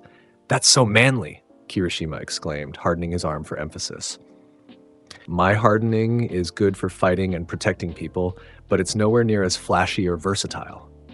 "Each quirk has its purpose, Kirishima," Izuku replied, his tone lacking the condescension that might have been expected. "The sun may outshine the mountains, but without the mountains, where would the sun set?" This philosophical observation drew surprised looks from several classmates who were still adjusting to the duality of Izuku's personality. Overwhelming pride coupled with occasional moments of genuine wisdom. The bus eventually arrived at their destination, a massive domed facility with unforeseen simulation joint emblazoned across its entrance. "USJ?" Kaminari read aloud, "like Universal Studios Japan?" "Don't say that," Aizawa muttered. "Copyright issues."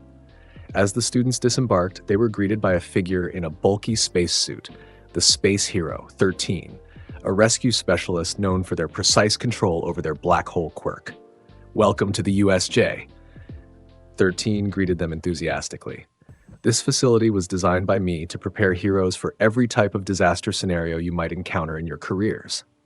The interior of the USJ was impressive even to Izuku's critical eye, a massive open space divided into distinct zones, each simulating a different disaster environment. There was a shipwreck zone with a central lake, a landslide zone with unstable terrain, a fire zone with perpetually burning buildings, a windstorm zone with powerful artificial currents, and a mountainous zone for earthquake and avalanche simulation. "This facility," 13 explained, "contains every tool needed to train the rescue aspect of heroism. Remember, our quirks are not meant for harming others. With proper training and control, even the most destructive power can be used to save lives." At this, 13's gaze lingered briefly on Izuku, whose overwhelming power had already become legendary among the UA faculty. Izuku acknowledged the point with a regal nod, recognizing the wisdom in the rescue hero's words. "Now, before we begin," 13 started but was interrupted by a strange phenomenon in the central plaza of the facility.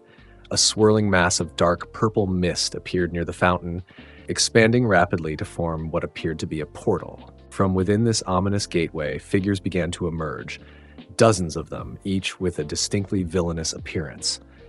Stay together and don't move, Aizawa commanded, immediately pulling his yellow goggles into place. 13, protect the students. What's happening? Uraraka asked nervously. Is this part of the training? No, Izuku replied, his golden eyes narrowing as he assessed the emerging threat. Those are villains, real ones. The portal expanded further, and from it emerged two particularly notable figures. The first was the source of the portal itself, a being composed entirely of the dark purple mist, with glowing yellow eyes and a metal collar around what might be considered his neck. The second was a pale, thin man covered in disembodied hands, including one that obscured his face like a macabre mask. Eraserhead and 13, the mist villain observed in a deep, cultured voice. According to the schedule we procured, All Might should be here as well. Where is he? Demanded the hand-covered villain, scratching at his neck compulsively. We went through all this trouble, brought all these friends. The least he could do is show up to die properly. Aizawa's capture scarf began to float around him as he prepared for combat. 13. Evacuate the students and call for backup. These villains somehow infiltrated our system and blocked communications. One of them must have a quirk for that. What about you, Sensei? Midoriya asked, solar energy pulsing visibly around his massive frame as he drew Rita from its holster. There are too many for you to face alone. Don't underestimate pro-heroes, Midoriya, Aizawa replied, though his expression betrayed concern at the sheer number of villains flooding into the USJ. My fighting style is capturing after erasing quirks. It's not suited for drawn-out battles against multiple opponents, but it's what I've got. With that, Eraserhead leapt from the top of the stairs, diving into the midst of the villain horde with unexpected agility for someone who appeared so exhausted. Everyone to the entrance, 13 ordered, gesturing for the students to retreat. Stay together. As the class began to move toward the exit, the mist villain suddenly materialized directly in their path, his gaseous body expanding to block their escape. I'm afraid I can't allow that, the villain stated calmly. Greetings. We are the League of Villains. Forgive our audacity, but we've come here today to UA High School, this bastion of heroism, to end the life of All Might, the symbol of peace. The students froze, shocked by the villain's casual declaration of their murderous intent. It's unfortunate that All Might isn't here, the mist villain continued. Has there been some kind of change to the schedule? Well, no matter. My role remains the same. Before 13 could activate their quirk, Bakugo and Kirishima launched themselves at the mist villain, the former unleashing a massive explosion that momentarily dispersed the purple fog. Did you think we were just going to stand around and let you monologue? Bakugo snarled. That was close, the mist villain remarked, his form reconstituting despite the attack. You may be students, but you're still the cream of the crop. Now allow me to fulfill my role, scattered you all to be tortured and slain. With that, the mist villain's body expanded explosively, enveloping most of the students in swirling dark portals before anyone could react. In an instant, the majority of Class 1A vanished, transported to various disaster zones throughout the facility. Izuku found himself falling through empty air, momentarily disoriented by the sudden teleportation. Below him stretched the artificial lake of the shipwreck zone, its surface rapidly approaching. With practiced ease, he adjusted his position mid-air, solar energy gathering around him to cushion his impact. He hit the water with a massive splash, the lake deep enough to absorb his enhanced weight without injury. As he surfaced, Rita still firmly in his grip, he realized he wasn't alone. Asuitsuyu was swimming nearby, with Mineta clinging desperately to her back.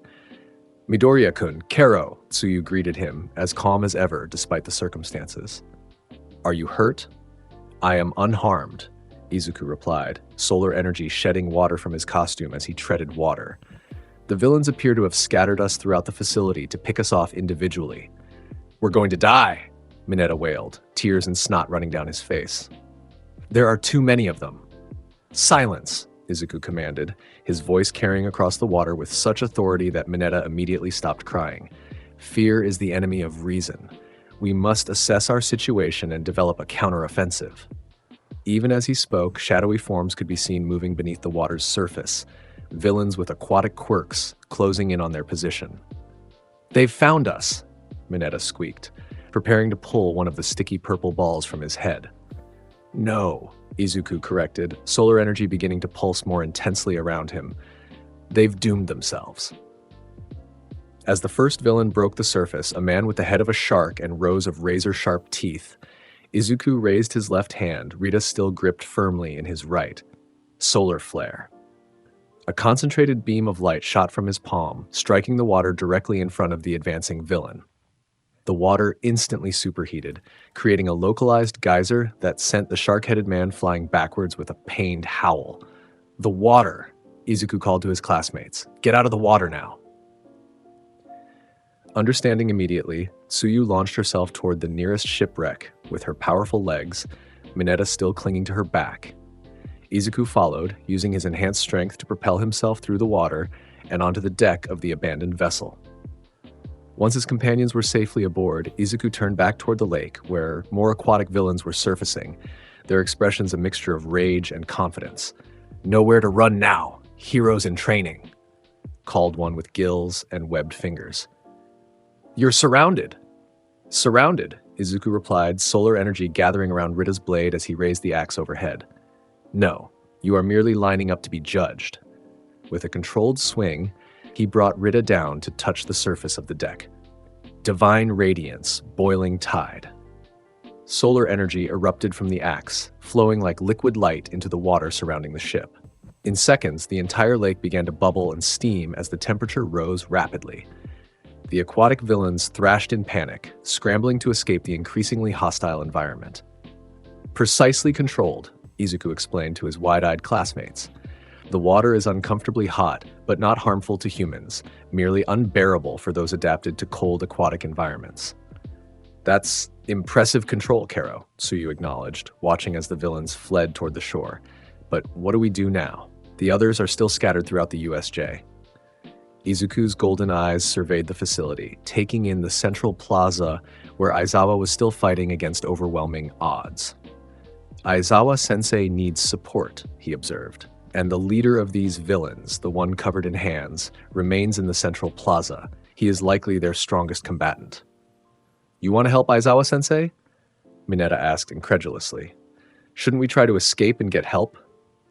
"You and Asui should make your way to the entrance." Izuku nodded, solar energy pulsing more intensely around him as the sun outside the dome approached its zenith. "Alert 13 to the situation if they don't already know." "I will assist Aizawa-sensei." "That's too dangerous, Kero," Tsuyu objected, "even for someone with your power." Izuku turned to her, his expression solemn despite the golden energy swirling around him. A hero who avoids danger when others are in peril is no hero at all. Besides, a smile that could only be described as leonine spread across his face. "It is nearly noon. My power approaches its peak." Before either of his classmates could object further, Izuku leapt from the ship, crossing the distance to the shore in a single bound enhanced by solar energy.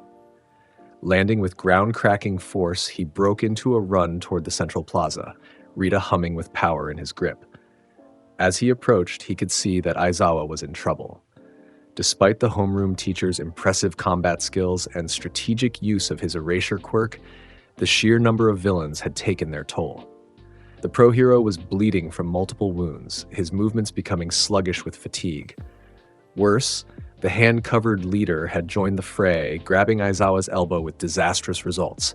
Wherever his 5 fingers made contact, the pro hero's flesh appeared to disintegrate, exposing muscle and bone beneath. "You're so cool, Eraserhead," the villain was saying, his voice carrying a disturbing childlike quality despite the violence of his actions. "But I'm not impressed. It's game over for you."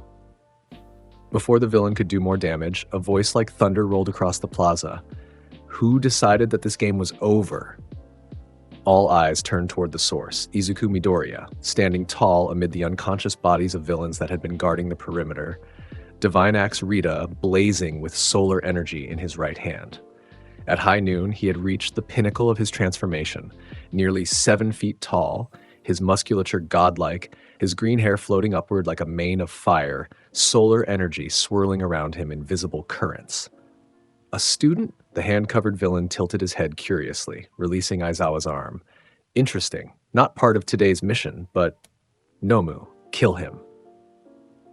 From beside the villain rose a massive creature, Humanoid in basic shape, but with exposed brain, beaked face, and unnaturally bulging muscles. Its black skin seemed to absorb light rather than reflect it, and its vacant eyes suggested an absence of intelligence or emotion. Midoriya, Aizawa gasped from his position on the ground, blood pooling beneath him. Run. That thing. It's made to kill All Might. A bioengineered anti-symbol of peace weapon? Izuku observed, his golden eyes assessing the creature with clinical detachment. Impressive, but it faces not All Might today, but one blessed by the sun itself. The hand-covered villain scratched at his neck furiously. Cocky brat. Nomu, show him what happens to extras who don't know their place. The creature, Nomu, moved with shocking speed, covering the distance between them in an instant. Its massive fist swung toward Izuku's head with force that would have shattered concrete. The blow connected squarely with Izuku's face, and stopped. Izuku hadn't moved, hadn't raised Rita to defend himself, hadn't even flinched. He stood unmoved, the creature's fist pressed against his cheek, solar energy shimmering at the point of contact. Was that your opening statement? Izuku asked, his voice carrying the weight of absolute confidence. How underwhelming.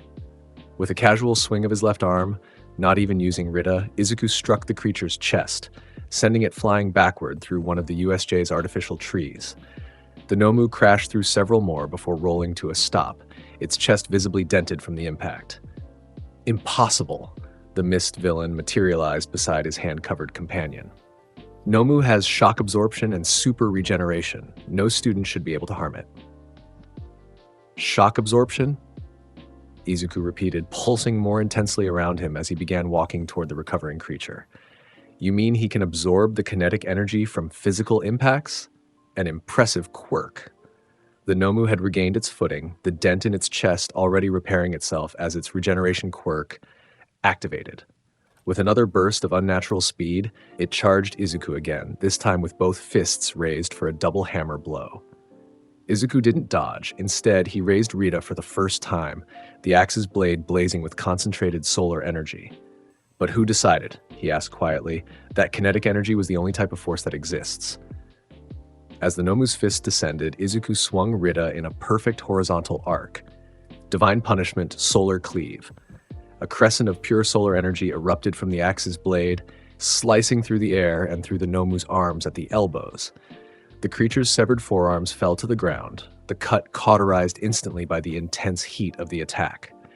The Nomu stared at its severed limbs with vacant eyes, seemingly incapable of feeling pain or surprise. Even as everyone watched, new arms began to sprout from the stumps, the regeneration quirk working with disturbing efficiency. Regeneration 2, Izuku nodded, assessing the creature with clinical interest. Truly a formidable opponent, for anyone else. The hand-covered villain was scratching his neck so violently now that he was drawing blood. What are you? He demanded, his voice rising with genuine confusion and rage. Nomu was engineered to be All Might's equal. How can some random student? Random? Izuku interrupted, solar energy now forming a visible aura around his massive frame. I am Izuku Midoriya, blessed by the sun itself, and at high noon I stand at the pinnacle of all creation. He raised Rita overhead, solar energy gathering at its blade with such intensity that the temperature in the entire Central Plaza rose noticeably. Allow me to demonstrate exactly what that means. With a downward swing of godlike power, Izuku brought Rita crashing into the ground before him. Pride Flare! Solar Corona! The impact point erupted with golden light that expanded outward in a perfect circle of devastation. Unlike his previous attacks, which had been precisely controlled and limited in scope, this was a manifestation of Izuku's full power at the sun's zenith. Overwhelming, all-encompassing, absolute. When the light faded and vision returned to those watching, the Nomu stood frozen in place, its body partially vitrified by the intense heat. Its regeneration quirk was working frantically to repair the damage, but the solar energy that permeated its tissues was interfering with the process, causing it to heal incorrectly. Limbs fusing at odd angles, skin melting and reforming in grotesque patterns. Impossible, the hand-covered villain whispered, genuine fear evident in his voice for the first time. Nomu was perfect. He was supposed to kill All Might. Your creation is impressive, Izuku acknowledged, solar energy still shimmering around him as he approached the struggling Nomu. But ultimately, flawed. You designed it to counter All Might's physical power, his strength, speed, and durability, but against one who commands the very essence of the sun. He placed his hand on the Nomu's chest, solar energy flowing from his palm into the creature's body. You might as well have sent a candle to extinguish a star. The Nomu's body began to glow from within as solar energy saturated its cells, overwhelming its regeneration quirk and causing its tissues to break down at the molecular level. With a final pulse of golden light, the creature collapsed, still alive but thoroughly incapacitated, its body a misshapen mass of partially regenerated tissue. The hand-covered villain stared in disbelief, scratching at his neck with increasing frenzy. This wasn't supposed to happen. We had intel. We had a plan. The massive entrance doors of the USJ suddenly burst open with explosive force. "Have no fear," boomed a familiar voice, "for I am here." All Might stood framed in the doorway, his perpetual smile nowhere to be seen, replaced by an expression of cold fury that few had ever witnessed on the symbol of peace. "You're late," Izuku called out, a hint of amusement in his voice despite the gravity of the situation. The main event has already concluded. All Might's expression shifted from rage to surprise as he took in the scene. Izuku standing triumphantly over the defeated Nomu, Aizawa wounded but alive, and the League of Villains leaders clearly preparing to retreat. Kurogiri, the hand-covered villain, hissed to his mist companion, "Get us out of here, now." Tamura Shigaraki, the mist villain, Kurogiri, replied, his yellow eyes darting between All Might and Izuku. "We should retrieve the Nomu." "Leave it," Shigaraki snapped, his voice trembling with barely suppressed rage. That thing." He pointed a trembling finger at Izuku. "He's not normal. We need to regroup." Before All Might could intervene, Kurogiri expanded his mist body, enveloping Shigaraki and himself in a swirling portal that collapsed in on itself, leaving no trace of their presence except for the devastation they had caused. In the aftermath, as other pro-heroes arrived to secure the facility and tend to the injured, Izuku stood watch over Aizawa, Divine Axe Rita planted in the ground beside him, solar energy still shimmering around his massive frame, though slightly diminished as the sun began its afternoon decline. "That was reckless, young Midoriya," All Might said as he approached, his trademark smile returning though strained with concern. "Facing a villain of that caliber alone?" "Was I alone?" Izuku replied, gesturing to where Recovery Girl was tending to Aizawa's wounds. "I merely provided assistance to a pro-hero in need. Is that not what we are training to do?" All Might studied the student thoughtfully, noting the genuine concern behind the prideful words. "Indeed it is," he acknowledged with a nod, "and I must say your performance was most impressive." Izuku inclined his head in acknowledgement of the compliment, though for once, his overwhelming pride seemed tempered by the gravity of the situation. "The villains will return," he observed quietly. "They were disorganized this time, unprepared for resistance. They will learn from this defeat." "Yes," All Might agreed, his expression solemn. "I fear this is only the beginning of something much larger." As emergency services arrived and the students of Class 1A were reunited, a new understanding seemed to settle over everyone present. They had faced real villains with genuine lethal intent, and they had survived, some through luck, others through teamwork, and Izuku Midoriya through overwhelming power wielded with surprising restraint. The sun began its descent toward the horizon, and with it, Izuku's transformation slowly reversed. By the time the students boarded the bus back to UA, he had lost several inches of height and some of his godlike musculature, though he remained an imposing figure by any standard. "That was incredible, Midoriya," Kirishima exclaimed, his sharp teeth gleaming as he grinned. "The way you took down that Nomu thing, so manly." "You saved Aizawa-sensei," Tsuyu added simply. "If you hadn't intervened when you did, Kero." Others joined in with praise and questions, the shared experience of danger having somehow bridged the gap that Izuku's overwhelming personality often created between himself and his classmates. Even Bakugo, while not participating in the conversation, watched Izuku with an expression that had shifted from pure antagonism to something more complex, a mixture of frustration, grudging respect, and renewed determination. For his part, Izuku accepted their words with uncharacteristic humility, the transition from his daytime to evening personality already beginning to influence his responses. "I merely did what any of you would have done," he replied, surprising several of his classmates with this unexpected modesty. A hero acts when others are in danger. That is the essence of heroism. As the bus pulled away from the USJ, leaving behind the site of their first true test as heroes in training, Izuku Midoriya gazed out the window at the setting sun. Divine Axe, Rita hummed softly in his lap, still warm with stored solar energy from the day's events. The League of Villains had failed in their mission to kill All Might, but they had succeeded in something perhaps more significant. They had announced their presence to the world, declared their intentions, and demonstrated their willingness to act on their twisted ideals. A new chapter was beginning in the story of heroes and villains, and Izuku Midoriya, the Solar Lion of UA, would stand at the center of it all, a beacon of overwhelming power, guided by an increasingly nuanced understanding of what it truly meant to be a hero. Act 6, the Sports Festival dawns. The UA Sports Festival, a spectacle of quirk prowess and youthful ambition that had long since replaced the Olympics as Japan's most watched sporting event.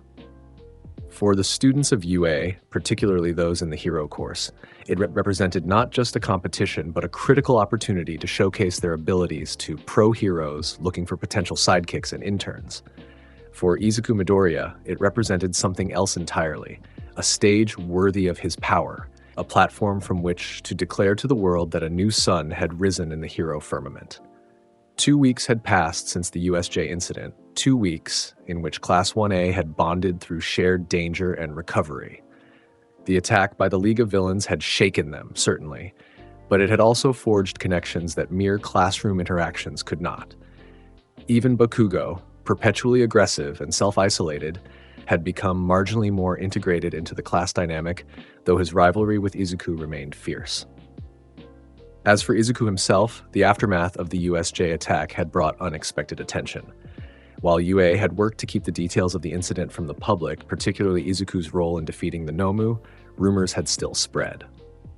Online hero forums buzzed with speculation about the Solar Lion of UA, the first-year student whose power allegedly rivaled pro heroes. On the morning of the sports festival, Izuku stood before his bedroom mirror, watching as the sunrise triggered his daily transformation. Muscles expanded, posture straightened, presence growing more commanding with each passing minute. By the time he would reach UA, he would stand at his full daytime glory, nearly 7 feet of chiseled muscle and absolute confidence. "Izuku," his mother called from the kitchen. "Breakfast is ready. You need to eat well today." "Coming, mother," he replied, his voice already deepening with the transformation. Divine Axe Rita sat on his desk, absorbing the morning sunlight streaming through his window.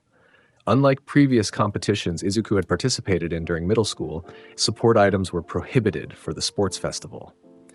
Rita would remain at home today, a fact that bothered Izuku less than he had expected. At the height of day, he hardly needed the axe's power amplification.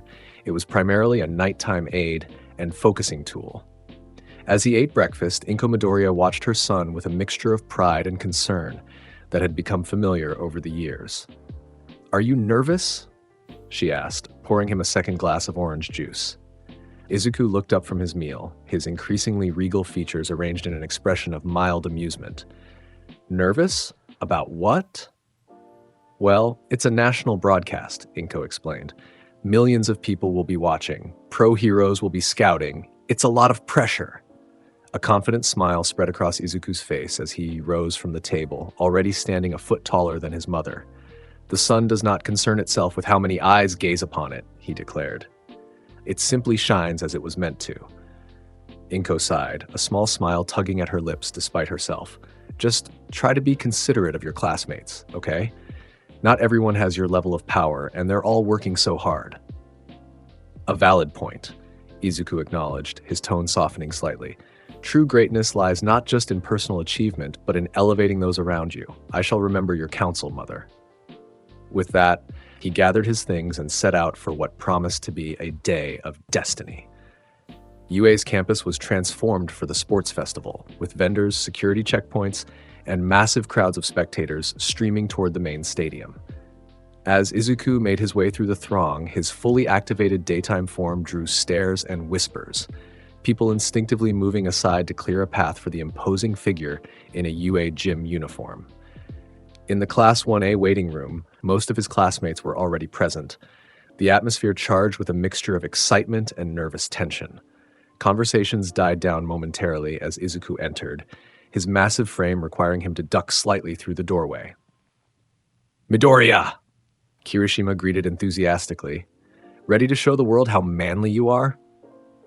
"Indeed," Izuku replied, taking his place against the wall rather than attempting to use one of the standard chairs. "Today presents an excellent opportunity to demonstrate the full extent of our capabilities. Just don't go overboard like you did at USJ," Bakugo growled from his seat in the corner. "Some of us want a chance to actually compete before you flatten the entire stadium." Rather than taking offense, Izuku regarded his childhood acquaintance with mild amusement. "Rest assured, Bakugo, I understand the purpose of this event. It would hardly be sporting to end the competition before it truly begins." Ida stepped forward, chopping the air with his characteristic hand motions. "We should all approach this festival with the proper mindset. While we are competitors today, we are also representatives of UA and future heroes. Our conduct should reflect that responsibility." "Well said, Ida," Izuku nodded approvingly. "Though competition and heroism need not be mutually exclusive, a true hero shines brightest when challenged to exceed their limits." The door slid open, revealing a student from Class 1B, Tetsutetsu Tsutetsu, whose steel quirk gave him a metallic appearance. "Hey, Class A," he called out, his voice carrying a clear challenge. "Don't think you're better than us just because you fought some villains. Today, we'll show you what Class B is made of." Before anyone from 1A could respond, Izuku stepped forward, solar energy shimmering visibly around his massive frame as the morning sun strengthened outside. The temperature in the room noticeably increased as he approached the Class 1B student, his golden eyes fixed on Tetsutetsu with quiet intensity. "Your spirit is commendable," Izuku stated, his deep voice resonating with authority. "And indeed, many in this room would benefit from your challenge." He gestured to his classmates without taking his eyes off Tetsutetsu. "But make no mistake, today, you face not just Class A, but one who stands at the pinnacle of both classes." Tetsutetsu, to his credit, didn't back down despite the overwhelming presence before him. "Big talk. Let's see if you can back it up in the arena." With that, he departed, leaving behind a mixture of reactions among Class 1A, some amused, others embarrassed by Izuku's declaration, and Bakugo openly seething at the implication that Izuku stood above them all. "Did you have to antagonize him like that?" Yaoyorozu asked with a sigh. "We're already targets because of the USJ incident." "I merely stated facts," Izuku replied, returning to his position against the wall, and acknowledged his fighting spirit, which is genuinely impressive. Further discussion was cut short as Present Mike's voice boomed through the stadium's speaker system, announcing that it was time for the classes to enter the arena. As Class 1A lined up to make their entrance, Izuku naturally took position at the front, his imposing height and presence making him the obvious figurehead of their group. "Just try not to outshine the rest of us too much," Kaminari joked nervously as they prepared to enter the stadium. Izuku glanced down at his classmate, a rare hint of genuine warmth in his expression, despite his daytime personality being in full effect. "The brightest star in the sky does not diminish the beauty of the others," he replied. "It merely helps to bring them all into clearer view." With that surprisingly poetic sentiment, he led Class 1A into the sunlit arena, where tens of thousands of spectators erupted in cheers at the appearance of the first-year students. Present Mike's commentary was typically enthusiastic as he introduced each class. "And here comes Class 1A. These first years have already faced real villains and lived to tell the tale. Talk about baptism by fire."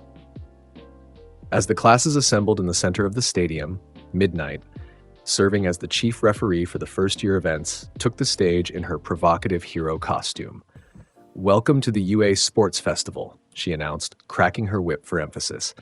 "The competition where fledgling heroes aim for the top and build their careers." She called for the student representative to step forward and give the athlete's oath. All eyes turned expectantly to Izuku, whose overwhelming presence and top performance in the entrance exam made him the natural choice. However, Bakugo stepped forward before Izuku could move. "I'm the one giving the speech," he declared, marching toward the stage with aggressive confidence. Midnight, somewhat surprised, checked her notes and confirmed that Bakugo had indeed placed highest in the UA entrance exam among those present, a technicality, as Izuku's overall score had been higher, but his rescue points had put him over the top, while Bakugo had earned the most villain points. As Bakugo took the microphone, a tense silence fell over the stadium. "I pledge," he began, his voice carrying clearly across the arena, "to be number one."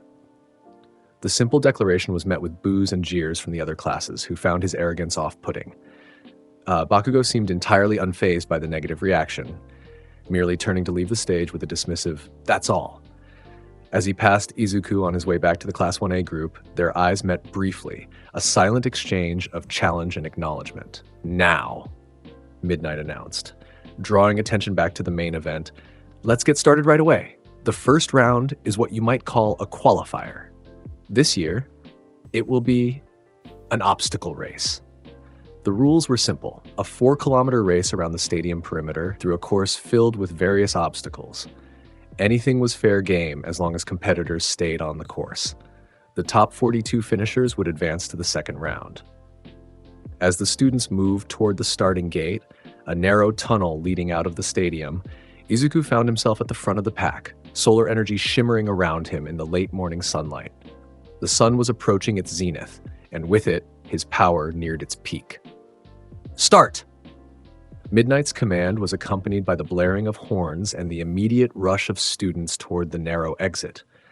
The tunnel immediately became a bottleneck, students pushing and shoving to gain advantage.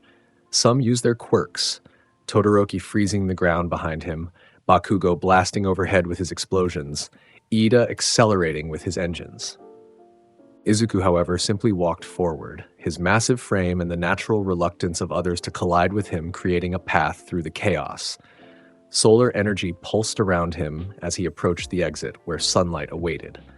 "Pardon me," he said with almost comical politeness as he reached the tunnel's end, "but I believe it's time for the real competition to begin." The moment he emerged into direct sunlight, Izuku's power surged. With a single leap enhanced by solar energy, he cleared the entire first obstacle, a field of robots similar to those from the entrance exam, landing gracefully on the other side while the rest of the competitors were still engaging the mechanical opponents. "What an incredible display!" Present Mike's voice boomed through the stadium speakers. "Midoriya of Class 1A has completely bypassed the first obstacle with one super-powered jump."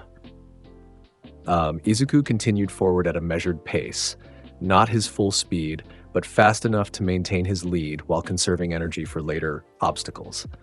Behind him, explosions and the sounds of combat indicated that his classmates were dealing with the robots in their own ways. The second obstacle soon appeared before him, a massive canyon spanned by tight ropes and narrow stone pillars. "The fall," Present Mike announced dramatically. "One misstep, and you're out of the competition." Izuku paused at the edge, assessing the challenge. The drop was significant, though likely not lethal given UA safety measures. The intended method was clearly to carefully cross using the provided ropes and platforms. An interesting test of balance and precision, Izuku observed aloud, for those without alternatives. Solar energy gathered around him, visible as golden light that shimmered in the midday sun. With a casual flex of his legs, Izuku launched himself upward and forward, soaring over the entire canyon in a single bound that drew gasps from the spectators. "Unbelievable!" Present Mike shrieked into his microphone. "Midoriya has cleared the second obstacle without even touching it. Is that even allowed, Eraserhead?" "You're the one commentating," came Aizawa's dry response through the speaker system. "And yes, the rules state that competitors must follow the course, but may use their quirks however they see fit. Midoriya is simply making efficient use of his capabilities." Landing with ground-cracking force on the other side of the canyon, Izuku continued forward at the same measured pace, aware that he was building a substantial lead, but not wanting to appear as though he was toying with his competitors. Behind him, Todoroki had cleared the robot obstacle by freezing them in place and was now making his way across the canyon using ice bridges he created on the fly. Bakugo was propelling himself with explosive bursts, gaining ground rapidly. Others were using their quirks in creative ways to navigate the obstacles, but none approached Izuku's casual efficiency. The final obstacle appeared ahead, a vast minefield stretching for hundreds of meters. Signs warned competitors of the non-lethal but powerful explosives buried beneath the surface. "The minefield," Present Mike announced. "The mines won't kill you, but they'll definitely slow you down." Izuku paused at the edge of the field, solar energy pulsing around him as he considered his options. He could simply leap over the entire field as he had with previous obstacles, but something gave him pause. A sense that such a display might be perceived as dismissive of the competition itself. His mother's words echoed in his mind. "Not everyone has your level of power, and they're all working so hard." A small smile played at the corners of his mouth as he made his decision. With careful steps, Izuku began to navigate the minefield, using his enhanced vision to spot the subtle disturbances in the soil that indicated buried mines. His progress was deliberate but steady, showcasing precision and control rather than overwhelming power. This approach allowed Todoroki and Bakugo to gain ground, both using their quirks to move swiftly across the minefield. Todoroki creating paths of ice, Bakugo propelling himself above the surface with controlled explosions. Soon, the three leaders were neck and neck, approaching the final stretch of the minefield. Bakugo turned to Izuku, his face contorted with competitive rage. "Don't you dare hold back on my account, Deku. I don't need your pity." "Pity?" Izuku replied, solar energy shimmering more intensely around him as the three raced forward. "I merely chose to experience the full challenge as designed, but if you insist on seeing my true capability..." With that, solar energy erupted around Izuku's feet, creating controlled bursts that propelled him forward at tremendous speed, while simultaneously triggering mines in his wake, the explosions further accelerating his advance and interfering with his competitor's progress. "What a strategy!" Present Mike screamed in excitement. "Midoriya is using the mines to his advantage." In a final burst of speed, Izuku crossed the finish line back into the main stadium, several seconds ahead of Todoroki and Bakugo, who finished second and third respectively. And the winner of the obstacle race is Izuku Midoriya of Class 1A, Present Mick announced as the crowd erupted in cheers. "What an overwhelming victory!" As Izuku stood in the center of the stadium, solar energy still shimmering around his massive frame, he raised a single fist skyward. Not in triumphant boasting, but in acknowledgement of the challenge and the competitors who had pushed themselves to their limits. The rest of the qualifiers streamed in over the next few minutes, many of Class 1A making the cut, along with several students from 1B and a handful from other departments. The final qualifier, number 42, was Hitoshi Shinso from the General Studies Department, who crossed the finish line with a calculating smile that suggested he had conserved his energy for the next round. As the qualifiers gathered in the center of the stadium, Midnight returned to the stage to announce the second event. "Congratulations to our 42 qualifiers. Now, let's see what you'll face next." She gestured dramatically to the large screen behind her, which began cycling through potential events before settling on. Cavalry battle. The rules were explained.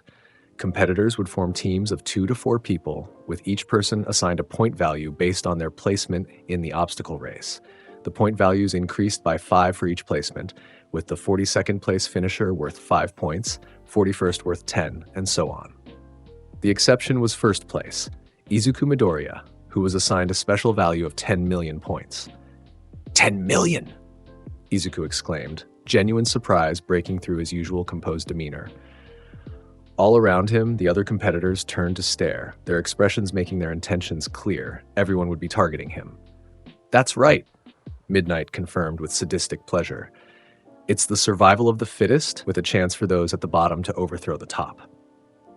As the students were given 15 minutes to form their teams, Izuku found himself in an unexpected position, isolated, as competitors who might normally seek to ally with the strongest participant instead viewed him as a target too dangerous to approach. Quite the predicament, he mused aloud, solar energy pulsing around him as he considered his options.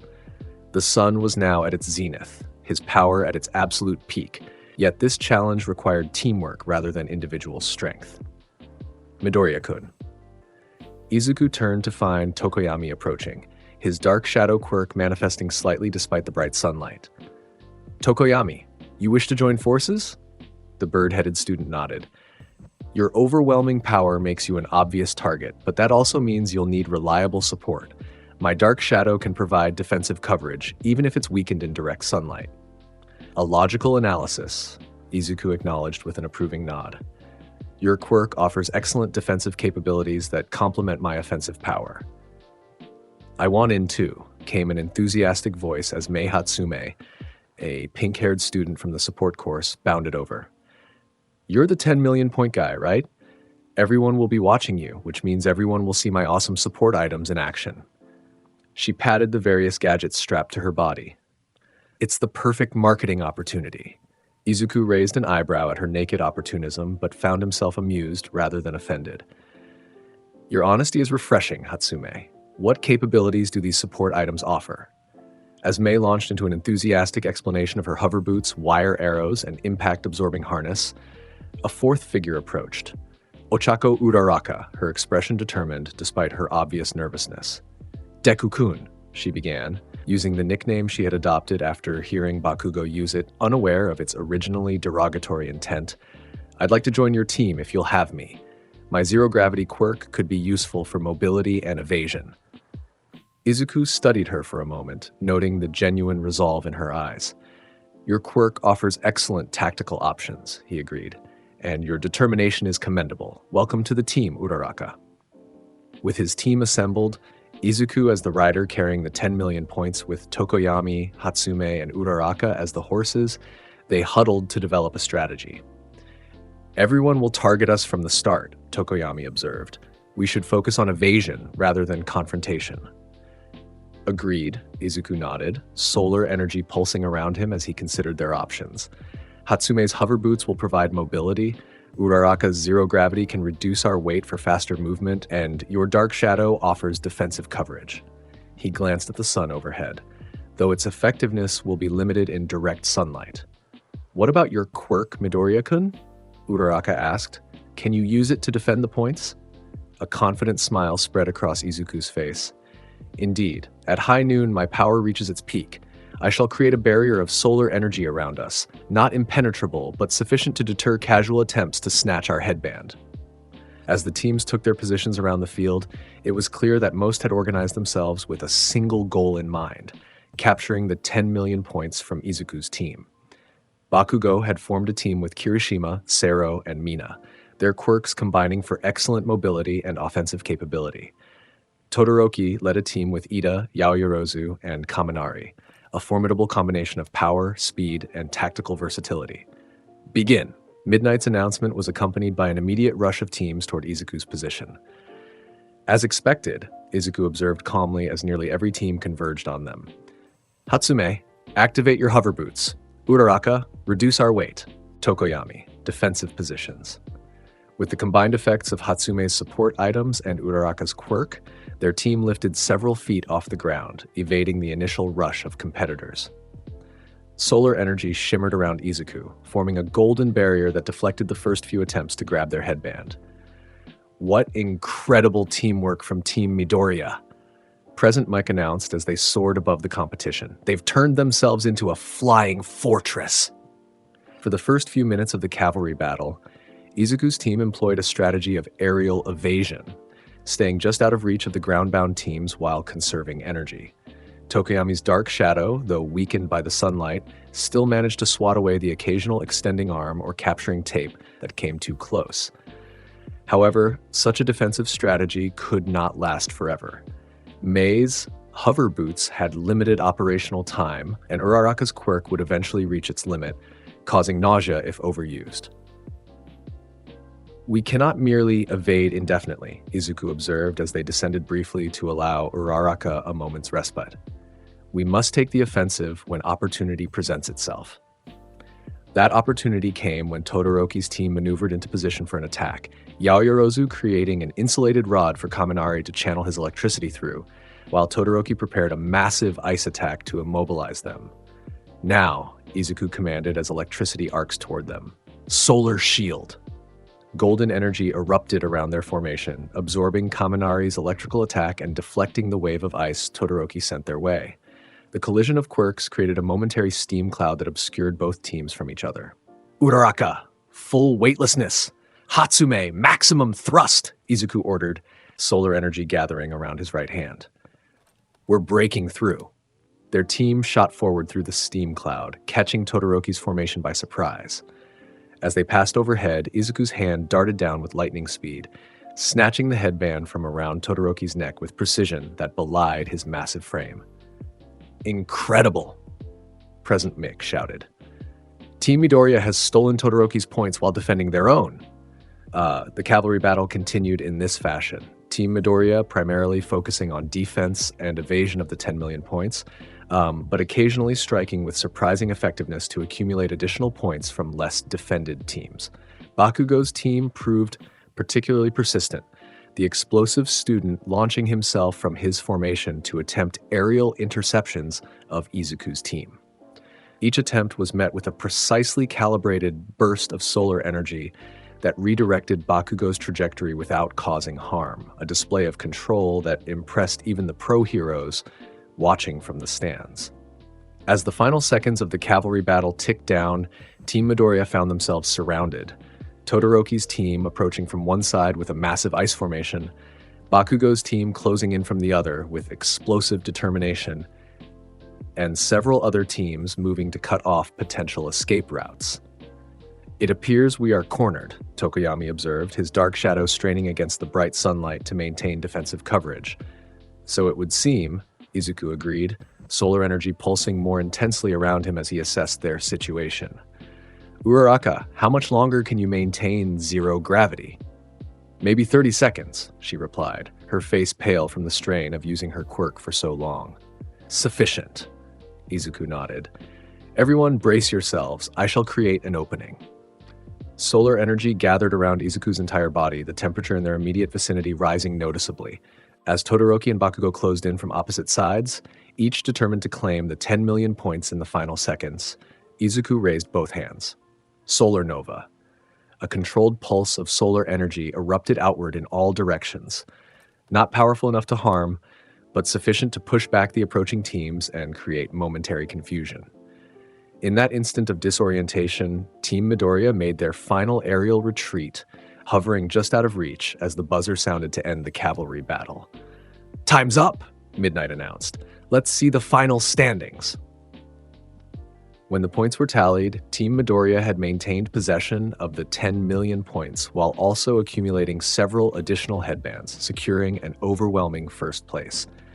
Team Todoroki, despite losing their initial points, had managed to claim enough from other teams to secure second place.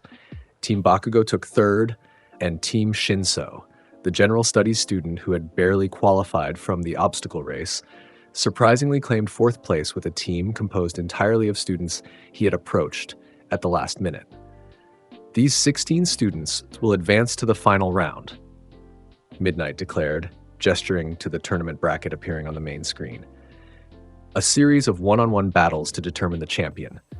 As the stadium erupted in cheers, Izuku stood at the center of the field, solar energy shimmering around him in the early afternoon sun. He had demonstrated not just overwhelming power, but tactical thinking and teamwork as well, qualities essential for a true hero. Looking up at the bracket, he saw his first opponent would be Hitoshi Shinso from General Studies. The purple-haired student was watching him with calculating eyes, a small smile playing at the corners of his mouth. An interesting matchup, Izuku mused aloud. He qualified through cunning rather than raw power, a different sort of challenge. After a break for lunch and recreational activities, including a surprisingly entertaining cheerleading exhibition that Mineta and Kaminari had tricked the girls of Class 1A into participating in, the tournament portion of the sports festival was ready to begin. Izuku made his way to the waiting room designated for him, using the time to center himself and prepare for the upcoming matches. The sun was past its zenith now, his power beginning its afternoon decline, though he would remain formidable until sunset.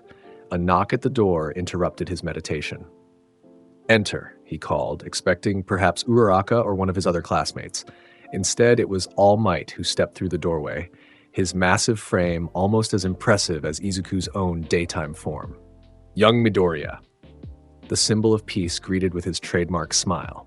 A moment of your time?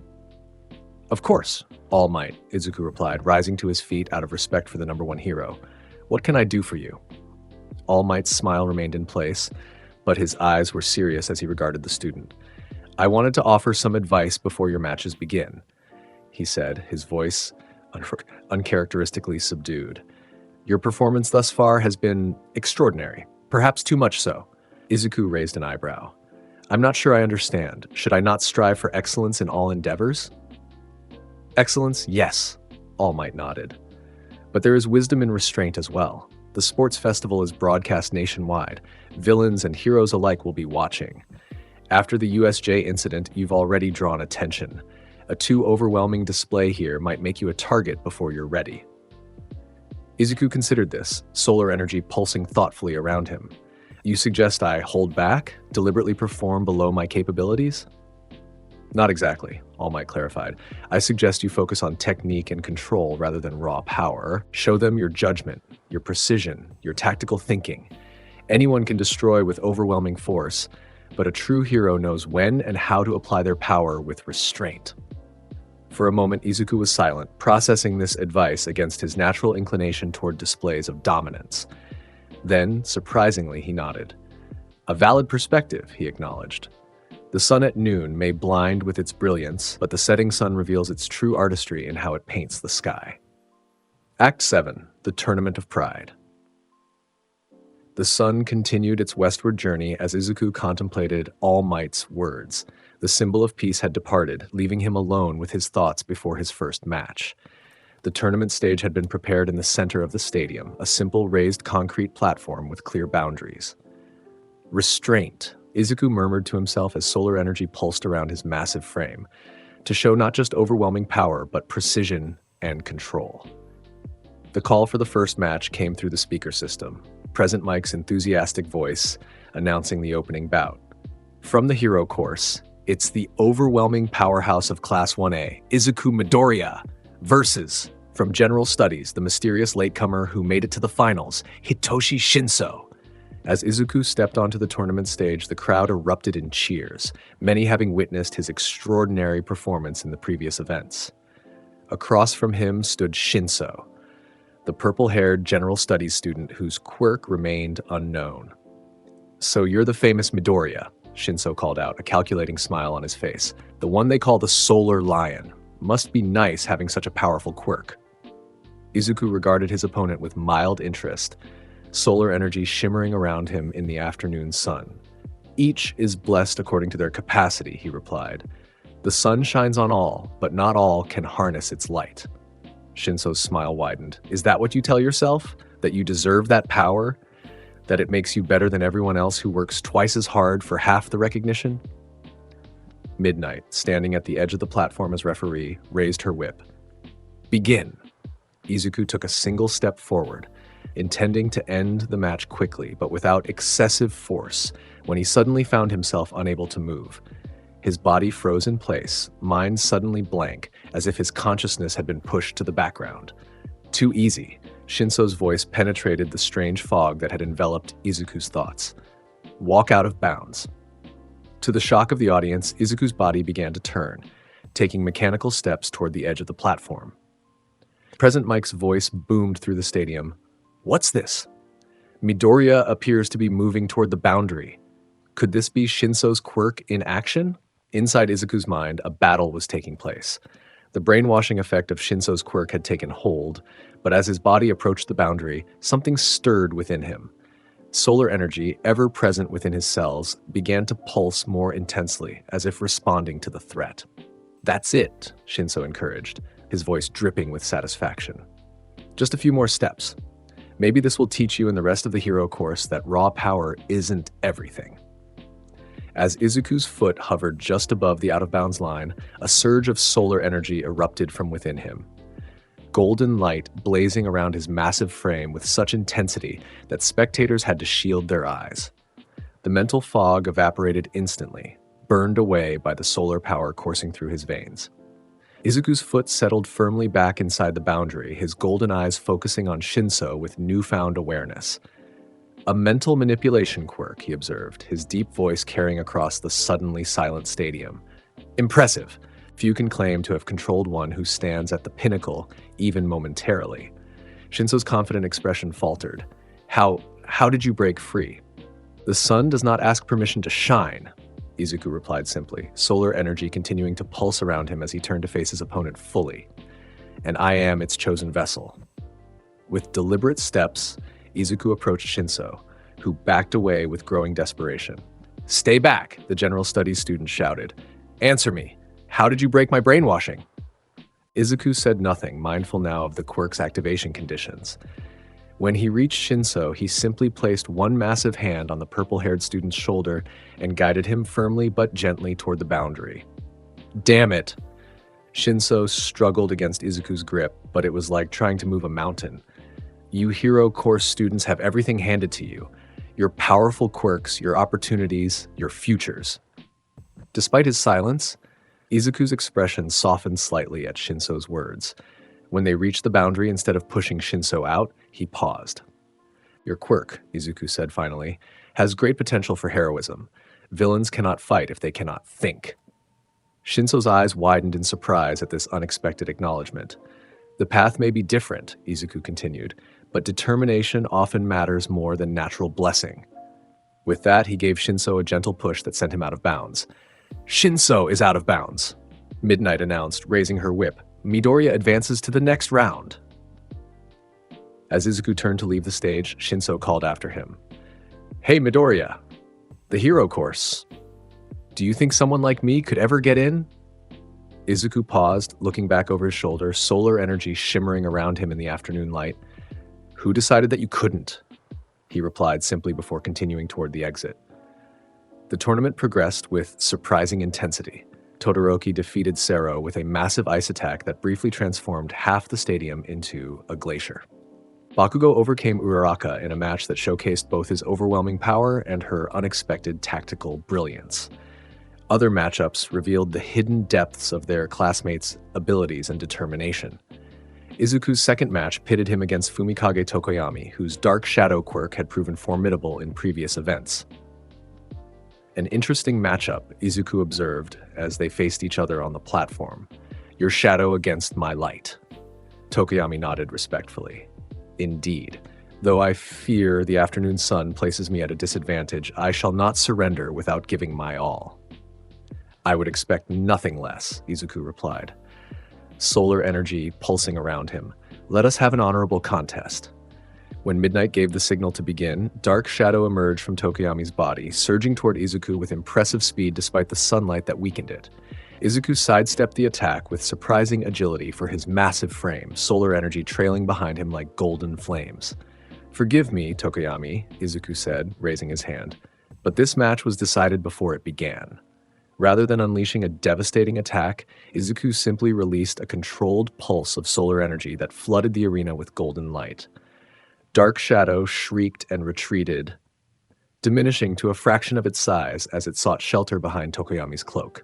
As I feared, Tokoyami acknowledged, raising his hand in surrender.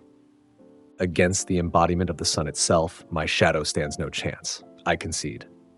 Tokoyami surrenders, Midnight announced.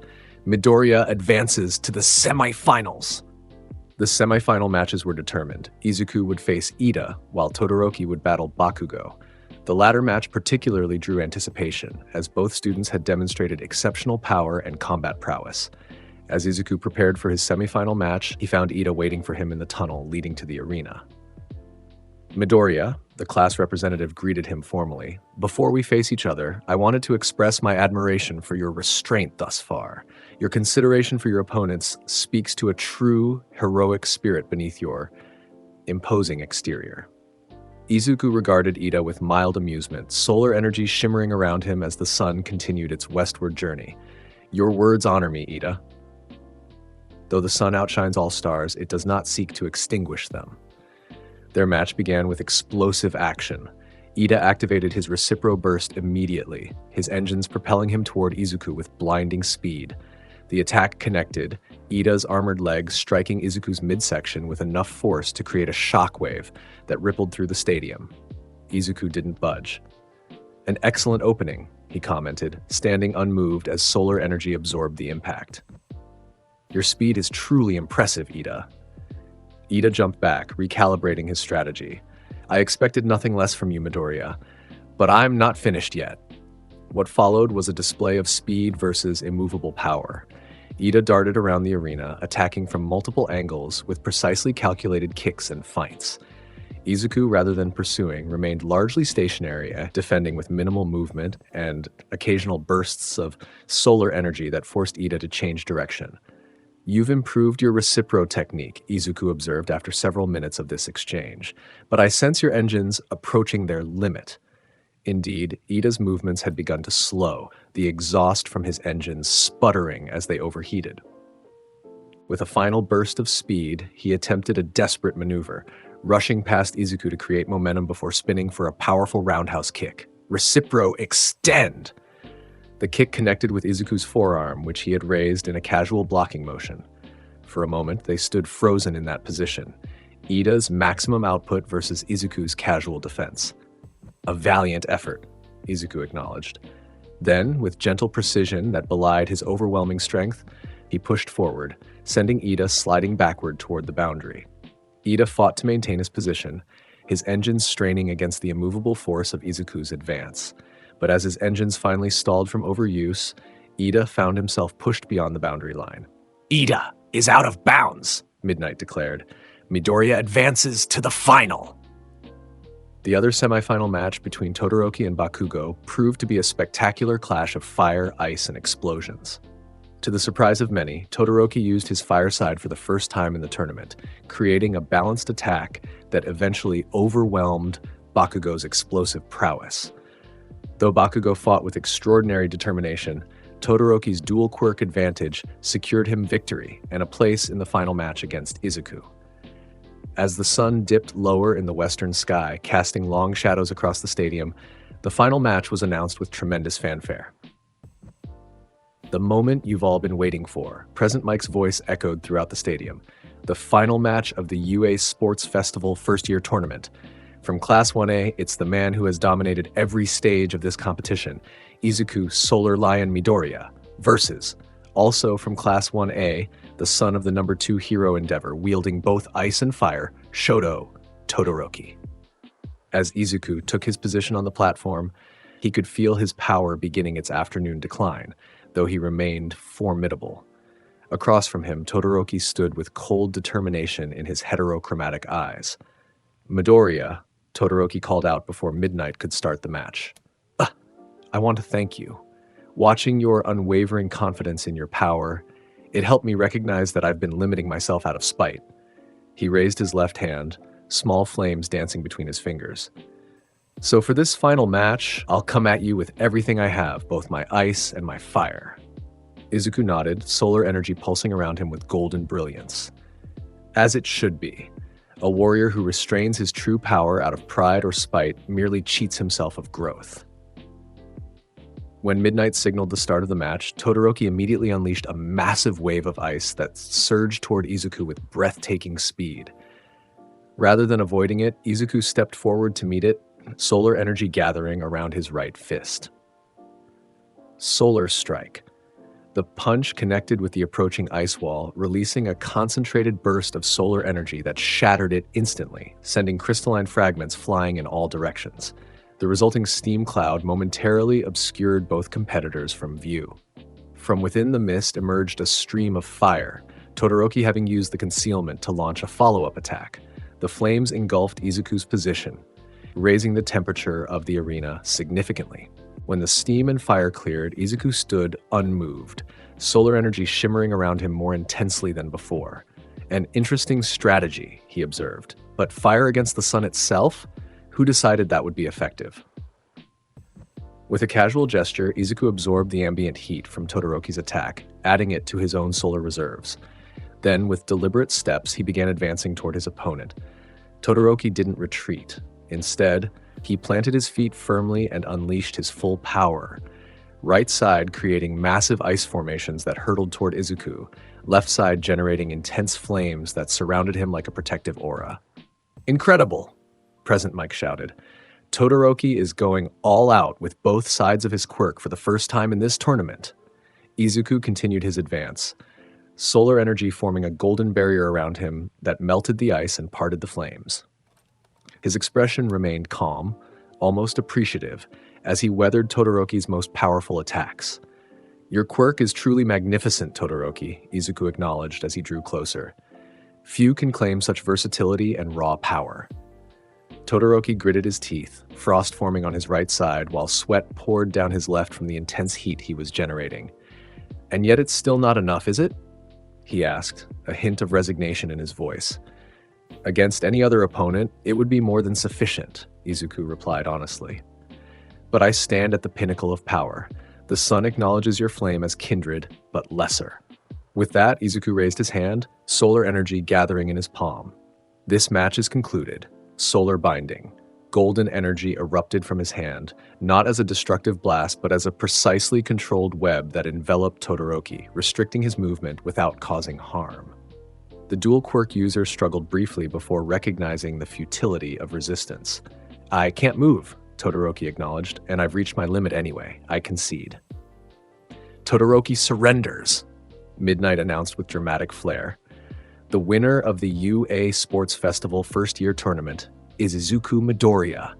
The stadium erupted in thunderous applause as Izuku released his solar binding, allowing Todoroki to move freely again. The two students approached each other, Izuku extending his massive hand. "You fought with honor and skill, Todoroki," he said as they shook hands. "Your journey to master both sides of your power has only begun. I look forward to witnessing your growth." Todoroki nodded, a small smile breaking through his usually stoic expression. "And I'll be watching your rise as well, Midoriya, though I suspect you'll always remain a few steps ahead." The award ceremony took place as the sun dipped toward the horizon, casting a golden glow across the stadium that seemed fitting for Izuku's triumph. All Might himself presented the medals, starting with bronze for Ida, Bakugo having stormed off after his semifinal loss. "Young Ida," All Might declared, placing the medal around the class representative's neck. "Your technique and sportsmanship were exemplary throughout the tournament. Continue to refine your incredible speed, and you will surely become a hero worthy of the Ingenium name." Next came silver for Todoroki. "Young Todoroki," All Might said proudly, "today you took a crucial step in your hero journey by embracing the fullness of your power. Remember that true strength comes not from rejection, but from acceptance and growth." Finally, All Might stood before Izuku, gold medal in hand. Despite Izuku's height being nearly equal to the symbol of peace in his daytime form, All Might managed to place the medal around his neck with practiced ease. "Young Midoriya," All Might's voice carried throughout the stadium. "Your performance today demonstrated not just overwhelming power, but the judgment and restraint that marks a true hero. You have shown yourself worthy of the great responsibility that comes with great power." As All Might stepped back, the crowd's cheers reached a crescendo. Izuku raised his hand in acknowledgement, solar energy shimmering around him in the golden light of the setting sun. In that moment, standing atop the podium with the medal gleaming against his chest, Izuku Midoriya truly looked like what many were already calling him, the next symbol of peace. Act 8, Shadows Gathering. In the days following the sports festival, UA settled into a rhythm of regular classes interrupted by occasional media attention. Izuku found himself the subject of numerous interview requests and online speculation, most of which he politely declined. His performance had captured the public imagination, with many hero forums already ranking him among the top prospects of his generation. "Dude, you've gone viral," Kaminari exclaimed during lunch one day, showing Izuku his phone screen where a compilation of his sports festival highlights had accumulated millions of views. "They're calling you the next All Might already." "An interesting comparison," Izuku replied, solar energy shimmering around him as he sat at his reinforced chair in the cafeteria. "Though our quirks function quite differently." "I think it's more about the overwhelming power vibe," Kirishima added, hardening his arm for emphasis. "Both of you just feel unbeatable, you know?" Izuku merely nodded, taking another bite of his specially prepared high-calorie meal. His daytime form required substantial nutrition to maintain, especially after extensive quirk use. Across the table, Mina Ashido watched him with curious pink eyes. "So what's next for the famous Solar Lion?" she asked, her tone playful. "You've already beaten a villain that was designed to kill All Might and won the sports festival. How do you top that?" "One continues to climb even after reaching what others perceive as the summit," Izuku replied, a small smile playing at the corners of his mouth. "The true pinnacle is visible only to those who refuse to stop ascending." "That's actually pretty inspiring," Mina admitted, her cheeks darkening slightly in what might have been a blush, though it was difficult to tell with her pink complexion. "In a super dramatic way." The conversation shifted to the upcoming internships, for which the students would soon need to choose among offers from pro heroes who had watched their sports festival performance. Izuku, unsurprisingly, had received more offers than any other first-year student, with Todoroki close behind. "I've been considering my options carefully," Izuku explained when asked. "Many prominent agencies have extended invitations, but I seek a mentor who understands that true power must be wielded with precision rather than restraint." "Have you decided yet?" Uraraka asked. "Indeed," Izuku nodded. "I shall intern with the Dragoon hero, Ryukyu. Her transformation quirk offers interesting parallels to my own day-night cycle, and her combat style emphasizes controlled application of overwhelming force." This announcement surprised several of his classmates, who had expected to choose a more prominent male hero like Endeavor or Best Genist. Izuku merely smiled at their confusion, solar energy pulsing around him as he rose from the table. "The wisest mentor is not always the most obvious choice," he said before departing for their afternoon classes. Meanwhile, in a dimly lit bar somewhere in the city, a different conversation was taking place. Tamura Shigaraki sat hunched over a drink, his face partially obscured by the disembodied hand that served as his mask. Across from him sat Kurogiri, his misty form condensed into a vaguely humanoid shape.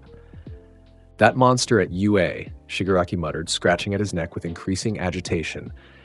"The one who destroyed Nomu. I can't stop thinking about him." "Izuku Midoriya," Kurogiri supplied, his yellow eyes gleaming in the bar's low light. "After the sports festival, his reputation has grown considerably. They're calling him the Solar Lion now." Shigaraki's scratching intensified. "He ruined everything. Our perfect Nomu, our plan to kill All Might, all ruined by some first-year student with a sunshine quirk. His power is concerning," Kurogiri acknowledged, though perhaps not unexpected at UA, which has produced many exceptional heroes. "No," Shigaraki shook his head violently. "This is different. You saw what he did to Nomu. That wasn't just strength, it was like he was designed to counter us specifically," came a new voice from a monitor on the bar's back wall. The screen flickered to life, showing only static, but the voice continued with calm authority, like the sun rising to challenge the darkness. Shigaraki immediately straightened, his agitation temporarily forgotten. "Sensei, you've been watching him too?" Izuku Midoriya, the voice, all for one, spoke the name with a mixture of interest and caution. "A quirk that absorbs, stores, and manipulates solar energy. Self-enhancing physical abilities that vary with the sun's position. Energy projection. And most intriguingly, a strange immunity to mental interference, as demonstrated in his match against that brainwashing student." "He's a problem," Shigaraki insisted. "He needs to be eliminated before he becomes another All Might." "Perhaps," All for One replied thoughtfully, "but hasty action against such an opponent would be unwise. We need more information, more preparation." Kurogiri leaned forward slightly. "What do you suggest, Sensei?" "Continue with our plans regarding Stain and the Nomu deployments," All for One instructed. "Let Midoriya and UA be distracted by these more visible threats while we gather intelligence on his quirk's true nature and limitations." "And then?" Shigaraki asked eagerly. "And then," All for One's voice took on a colder edge, "when the time is right, I will deal with this Solar Lion personally. Some quirks are too valuable to waste and too dangerous to leave in the hands of heroes." Back at UA, Izuku's afternoon classes concluded as the sun began its descent toward the western horizon. His transformation was already beginning to reverse, his height decreasing slightly, his muscles becoming less defined, though still impressive by any standard. As he headed for the campus exit, Divine Axe Rita, secured to his back, after collecting it from the support department's storage, he found All Might waiting for him at the gate. Young Midoriya, the symbol of peace, greeted him with his trademark smile. "A moment of your time?" "Of course, All Might," Izuku replied, noting that the number one hero appeared somewhat diminished compared to his usual robust presence. "Is something wrong?" All Might glanced around to ensure they were alone before responding. "Not exactly wrong, but concerning. Walk with me?" They proceeded in silence for a few minutes, heading toward a more secluded area of the campus. When All Might finally spoke, his voice was uncharacteristically subdued. "The villains who attacked the USJ," he began. "They're part of a group calling themselves the League of Villains. Their leader, the one with hands covering his body, is named Tomura Shigaraki." "I remember," Izuku nodded, solar energy shimmering more subtly around him as the day waned. His quirk appeared to be some form of disintegration, activated by all 5 fingers making contact. "Correct," All Might confirmed. "But he's not the true mastermind. He's being guided by someone from my past, a villain I thought I had defeated years ago." Izuku's golden eyes fixed on All Might with newfound intensity. "This sounds like more than idle speculation." All Might sighed heavily, his massive frame seeming to deflate slightly.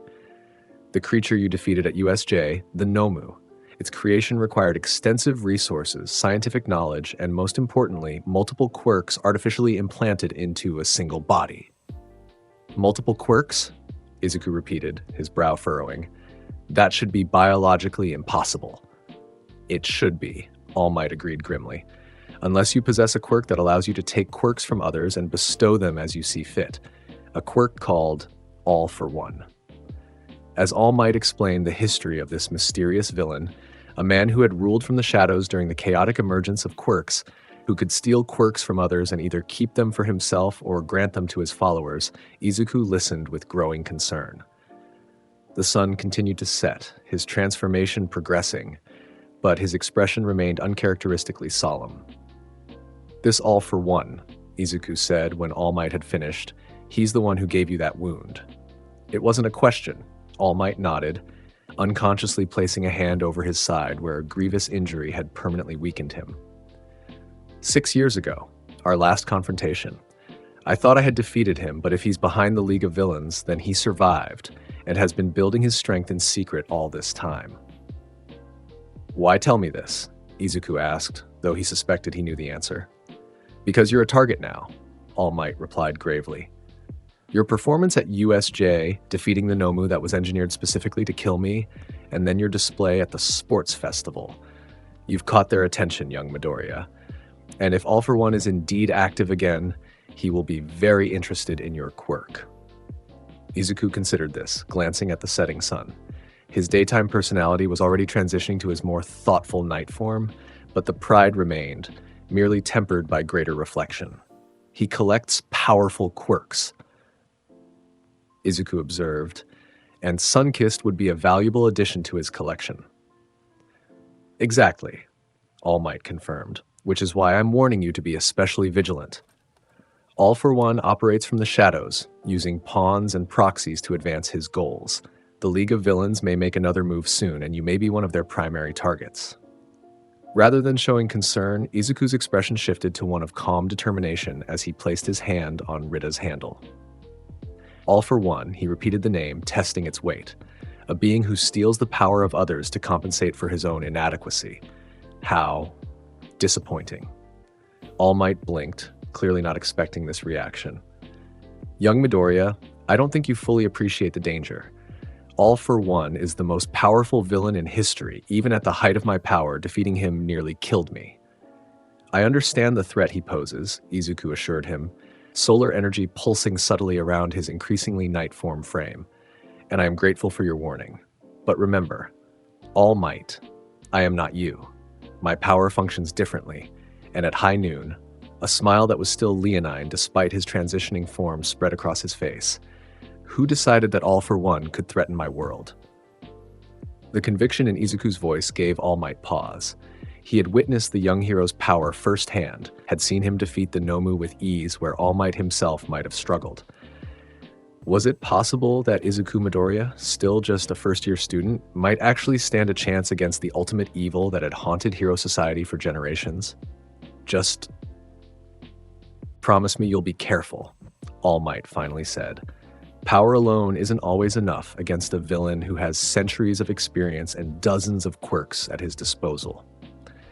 I shall exercise appropriate caution, Izuku assured him, his tone becoming more measured as his night transformation continued. And I appreciate your concern, All Might. But rest assured, if this all-for-one does target me or those I care about, he will learn what it means to challenge the sun itself. As they parted ways, the last rays of sunlight disappearing below the horizon, neither was aware of a small drone hovering high above them, transmitting their conversation to a hidden location where a figure shrouded in darkness listened with growing interest. So, All-for-One murmured to himself, All Might has begun to prepare his successor. How predictable. He leaned back in his chair, surrounded by medical equipment that sustained his damaged body. But this Midoriya, his confidence is either foolish arrogance or based on power even greater than what he displayed at USJ. He tapped a finger thoughtfully against the armrest. Either way, it seems I must accelerate our timeline. The sun and the darkness must eventually meet, young Solar Lion. And when we do, a smile spread across his ruined face, we'll see who truly stands at the pinnacle of power. Act 9, When Sun Meets Darkness. The weeks following Izuku's conversation with All Might passed in a blur of intense training and heightened vigilance. His internship with Ryukyu proved illuminating. The Dragoon hero's approach to controlling her immense power provided valuable insights that helped Izuku refine his own techniques. Under her guidance, he developed new applications for his solar energy, focusing particularly on precision and efficiency rather than raw output. Power without control is merely destruction, Ryukyu had told him during one particularly grueling training session. True mastery lies in doing exactly what is necessary, no more, no less. Izuku took this lesson to heart, spending hours practicing solar energy manipulation with ever-increasing precision.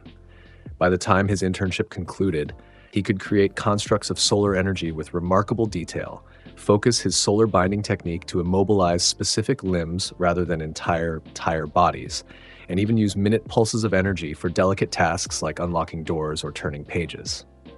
Your progress has been impressive, Ryukyu acknowledged on their final day.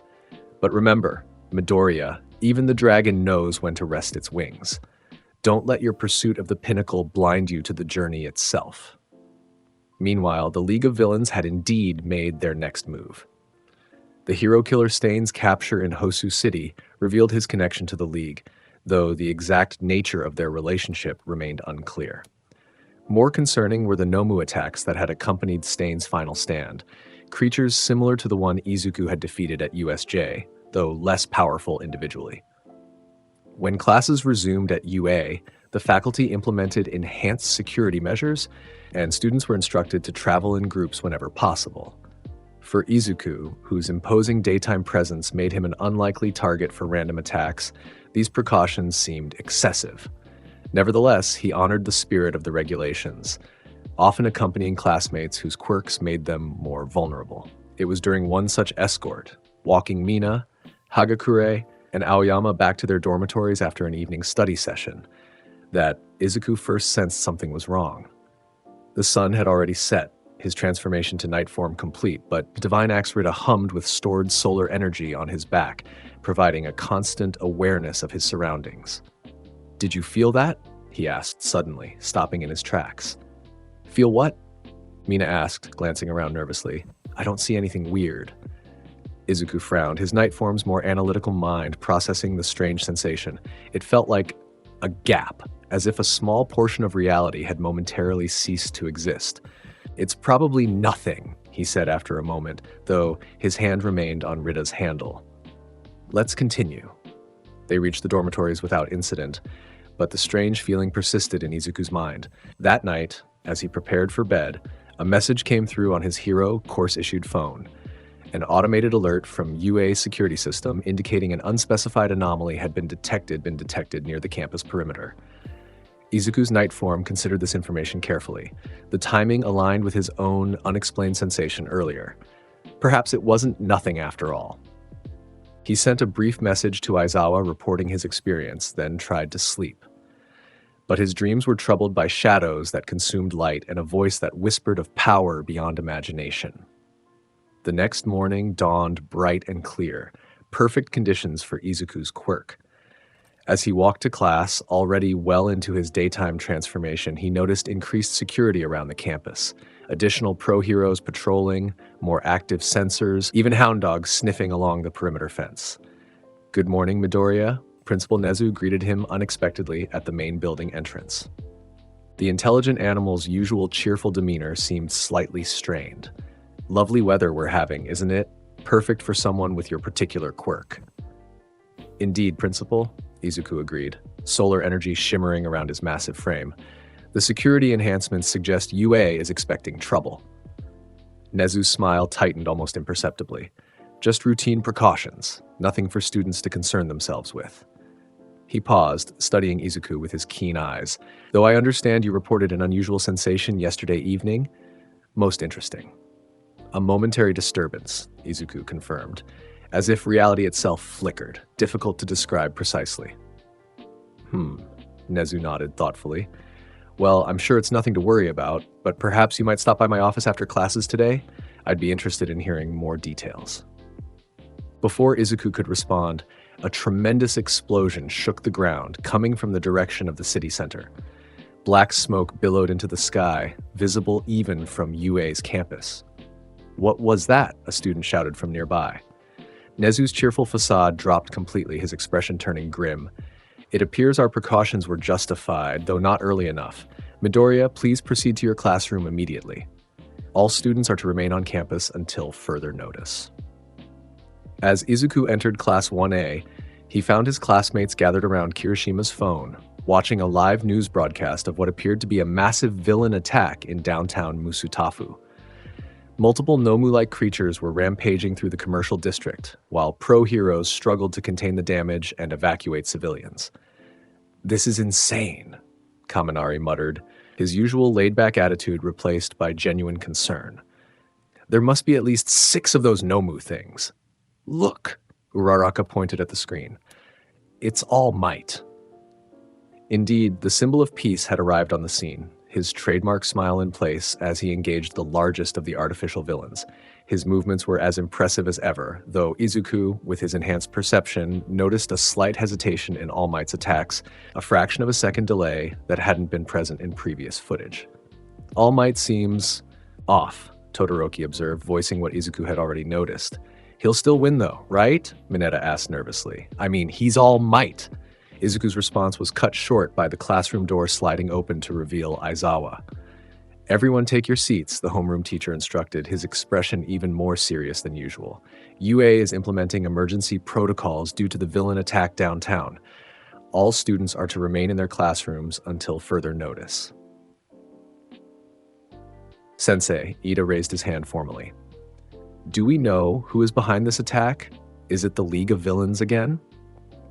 Aizawa's bloodshot eyes flicked briefly to Izuku before answering. "That information is still being confirmed. For now, focus on remaining calm and following instructions." As the morning progressed, the students alternated between attempting to focus on classwork and checking news updates on their phones when Aizawa wasn't looking. The situation downtown appeared to be stabilizing, with All Might and other top heroes having contained most of the Nomu. Property damage was extensive, but civilian casualties had been minimized thanks to prompt evacuation procedures. Just before noon, however, something unexpected happened. The lights in the classroom flickered, then went out completely. A moment later, the emergency backup power activated, bathing the room in dim, red light. "Power failure?" Yaoyorozu suggested. "Not likely," Aizawa replied, moving quickly to the door. "UA's power system has multiple redundancies. Stay here. Don't move." As Aizawa stepped into the hallway, Izuku felt it again. That strange sensation of reality flickering, but stronger this time. Solar energy pulsed around him in response, his body reacting instinctively to what his conscious mind couldn't fully process. And then in the center of the classroom, A swirling mass of dark purple mist began to form. "A warp gate!" Todoroki shouted, immediately creating an ice barrier between the forming portal and the rest of the students. Izuku rose from his seat, solar energy blazing around him as the sun approached its zenith outside. "Kurogiri," he stated, recognizing the distinctive quirk from the USJ incident. But when the portal stabilized, it wasn't the misty form of Kurogiri that emerged. Instead, a tall figure stepped through. A man wearing an ominous black suit and a strange mechanical device covering his head and face. His presence seemed to distort the very air around him, as if reality itself rejected his existence. "Class 1A," the figure spoke, his voice mechanically modulated yet carrying an unmistakable tone of authority. "So many promising young heroes. How fortunate to find you all gathered together." Izuku stepped forward, placing himself between the intruder and his classmates. At high noon, his transformation was complete. Nearly 7 feet tall, his musculature godlike, solar energy swirling around him like golden flames. "All for one," he said, recognizing the villain from All Might's description. Izuku Midoriya, all for one, replied, his featureless mask turning to face him directly. "The Solar Lion. I've been looking forward to meeting you." "How did you get past UA's security?" Bakugo demanded, explosive sweat already forming on his palms. "A simple matter for one with the right quirks," All for one answered dismissively. "The attack downtown was merely a diversion. The real target was always here." He extended a hand toward Izuku. Or more specifically, him. Solar energy erupted around Izuku's massive frame, the temperature in the classroom rising dramatically. "If you've come for my quirk," he stated, his deep voice resonating with absolute confidence, "you will be sorely disappointed." "So All Might has warned you about me," All for one observed. "How predictable. But I wonder if he mentioned that my interest in powerful quirks is not merely acquisition, but understanding." The villain took a step forward. "Your performance at USJ was most enlightening. A quirk that can completely neutralize a Nomu designed to kill All Might? That bears further investigation." "You'll investigate nothing," Todoroki declared, sending a massive wave of ice toward All for one. The villain didn't move. He simply raised his hand and the ice shattered before reaching him, the fragments dissolving into nothing.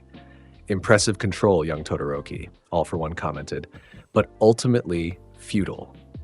Now, I'd prefer to conduct this conversation without further interruptions."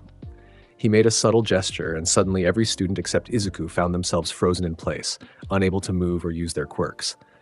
"A temporarily paralyzing field. Don't worry, the effect will wear off in an hour or so." Izuku's golden eyes narrowed, solar energy pulsing more intensely around him. "Release them," he commanded, divine axe Rita humming with power as he drew it from its holster. After our discussion, All for one countered. "You see, Midoriya, I've been watching you since USJ. Your quirk is unusual. Solar absorption and manipulation, yes, but there's something more, something almost divine in its nature." He tilted his masked head slightly. "It reminds me of an old quirk I encountered once, centuries ago. A quirk called Sunshine." Izuku's grip tightened on Rita, the axe blazing with stored solar energy. "Your historical musings don't interest me, like state your purpose or leave." "Direct, aren't you?" "Very well." All for one straightened to his full height, darkness seeming to gather around him in contrast to Izuku's golden light. "I propose an exchange. You will allow me to analyze your quirk, its mechanisms, limitations, full capabilities, and in return I will spare your classmates and this school. And if I refuse, then I will take your quirk by force," All for one replied simply. After eliminating everyone in this room as a demonstration of the consequence of defiance. Solar energy surged around Izuku, his expression hardening into one of cold fury. "You threaten my classmates to coerce my cooperation? You believe such tactics would work against one who stands at the pinnacle of all creation?" He raised Rita, the axe blazing with golden light. "All for one. Who decided that you could threaten my world?" With shocking speed for his massive frame, Izuku launched himself at All for one, Rita swinging in a perfect arc aimed at the villain's head. "Solar Cleave." The attack never connected. Inches from All for one's mask, Rita stopped as if it had struck an invisible barrier. The villain hadn't moved, hadn't even raised his hands in defense. "Impressive speed and power," All for one commented casually. "But as I said, I've been studying you. Your solar energy manipulation has a distinct wavelength that can be countered with the right quirk combination. With a casual gesture, he sent Izuku flying backward, crashing through the classroom wall into the hallway beyond. As the dust settled, Izuku rose to his feet, solar energy blazing around him with renewed intensity. A quirk that negates other quirks? He observed, analyzing what had just happened. Similar to Aizawa's erasure, but functioning differently. One of many in my collection, All for One confirmed, stepping through the hole in the wall, though yours would make a particularly valuable addition. Izuku's golden eyes narrowed. You seek to steal that which cannot be taken. My sun-kissed power is not merely a quirk. It is the blessing of the sun itself, a divine gift that answers to me alone. Divine? All for One seemed amused by this characterization. Many quirks have been described as godlike, Midoriya, yet all have yielded to my All for One in the end. Instead of responding with words, Izuku raised Rita overhead, solar energy gathering at its blade with such intensity that the temperature in the entire hallway rose dramatically. Pride Flare. Solar Corona. The resulting blast of solar energy was unlike anything Izuku had unleashed before. A concentrated wave of golden light that completely engulfed All for One and continued through the building, vaporizing concrete, steel, and glass in its path before erupting into the sky above. When the light faded, a massive hole had been carved through UA's main building, from the first-floor hallway all the way to the roof and beyond. In the center of this destruction stood All for One, his suit charred but his masked form otherwise unharmed. Most impressive, the villain acknowledged. Few attacks have ever penetrated my defensive quirks to that degree. Your power truly is exceptional. Izuku's expression didn't change, though internally he reassessed his strategy. All for One had weathered his most powerful attack with minimal damage. This would require a different approach. You are not fighting at full capacity, Izuku observed. A man who supposedly gave All Might that grievous wound would not be so easily contained within this building otherwise. You're conserving energy. Why? All for One chuckled, the sound distorted by his mask. Perceptive, indeed, my body is not what it once was thanks to All Might's final attack 6 years ago. I require this life support system, he tapped his mask, merely to function. But that makes your quirk all the more valuable to me. Solar energy with its life-giving properties, perhaps it could restore what was taken from me. So you seek healing, not just power, Izuku concluded. A futile hope, my solar energy obeys my will alone. Even if you could somehow steal my quirk, it would reject you as unworthy. We shall see, All for One replied, darkness gathering around his right hand. Now let us continue this experiment. Impact reversal. He thrust his palm forward, releasing a wave of force that seemed to fold space itself. Izuku braced himself, solar energy forming a protective barrier around his massive frame. The impact hit with tremendous force, shattering his barrier and sending him crashing through multiple walls until he emerged outside on UA's main campus grounds. The sun blazed overhead, its rays bathing Izuku in direct light as he rose from the crater his impact had created. Solar energy surged through his cells, rejuvenating him instantly, healing the minor injuries he had sustained. Rita still gripped firmly in his right hand. He turned to face the hole in the building where All for One would soon emerge. He's stronger than anticipated, Izuku murmured to himself, analyzing the situation. Multiple quirks working in concert, each countering different aspects of my abilities. But under the noon sun, All for One stepped through the destroyed wall, darkness seeming to flow around him like a cloak. Your resilience is remarkable, he observed. Most would be incapacitated after that attack. But then the sun is at its zenith, isn't it? Your power at its peak. Indeed, Izuku confirmed, solar energy blazing around him with renewed intensity. And you have made a critical error in facing me at high noon, in direct sunlight. Have I? All for One's tone suggested amusement. Or perhaps I wish to test your full capacity before collecting your quirk. He raised both hands, darkness gathering between them. Black hole.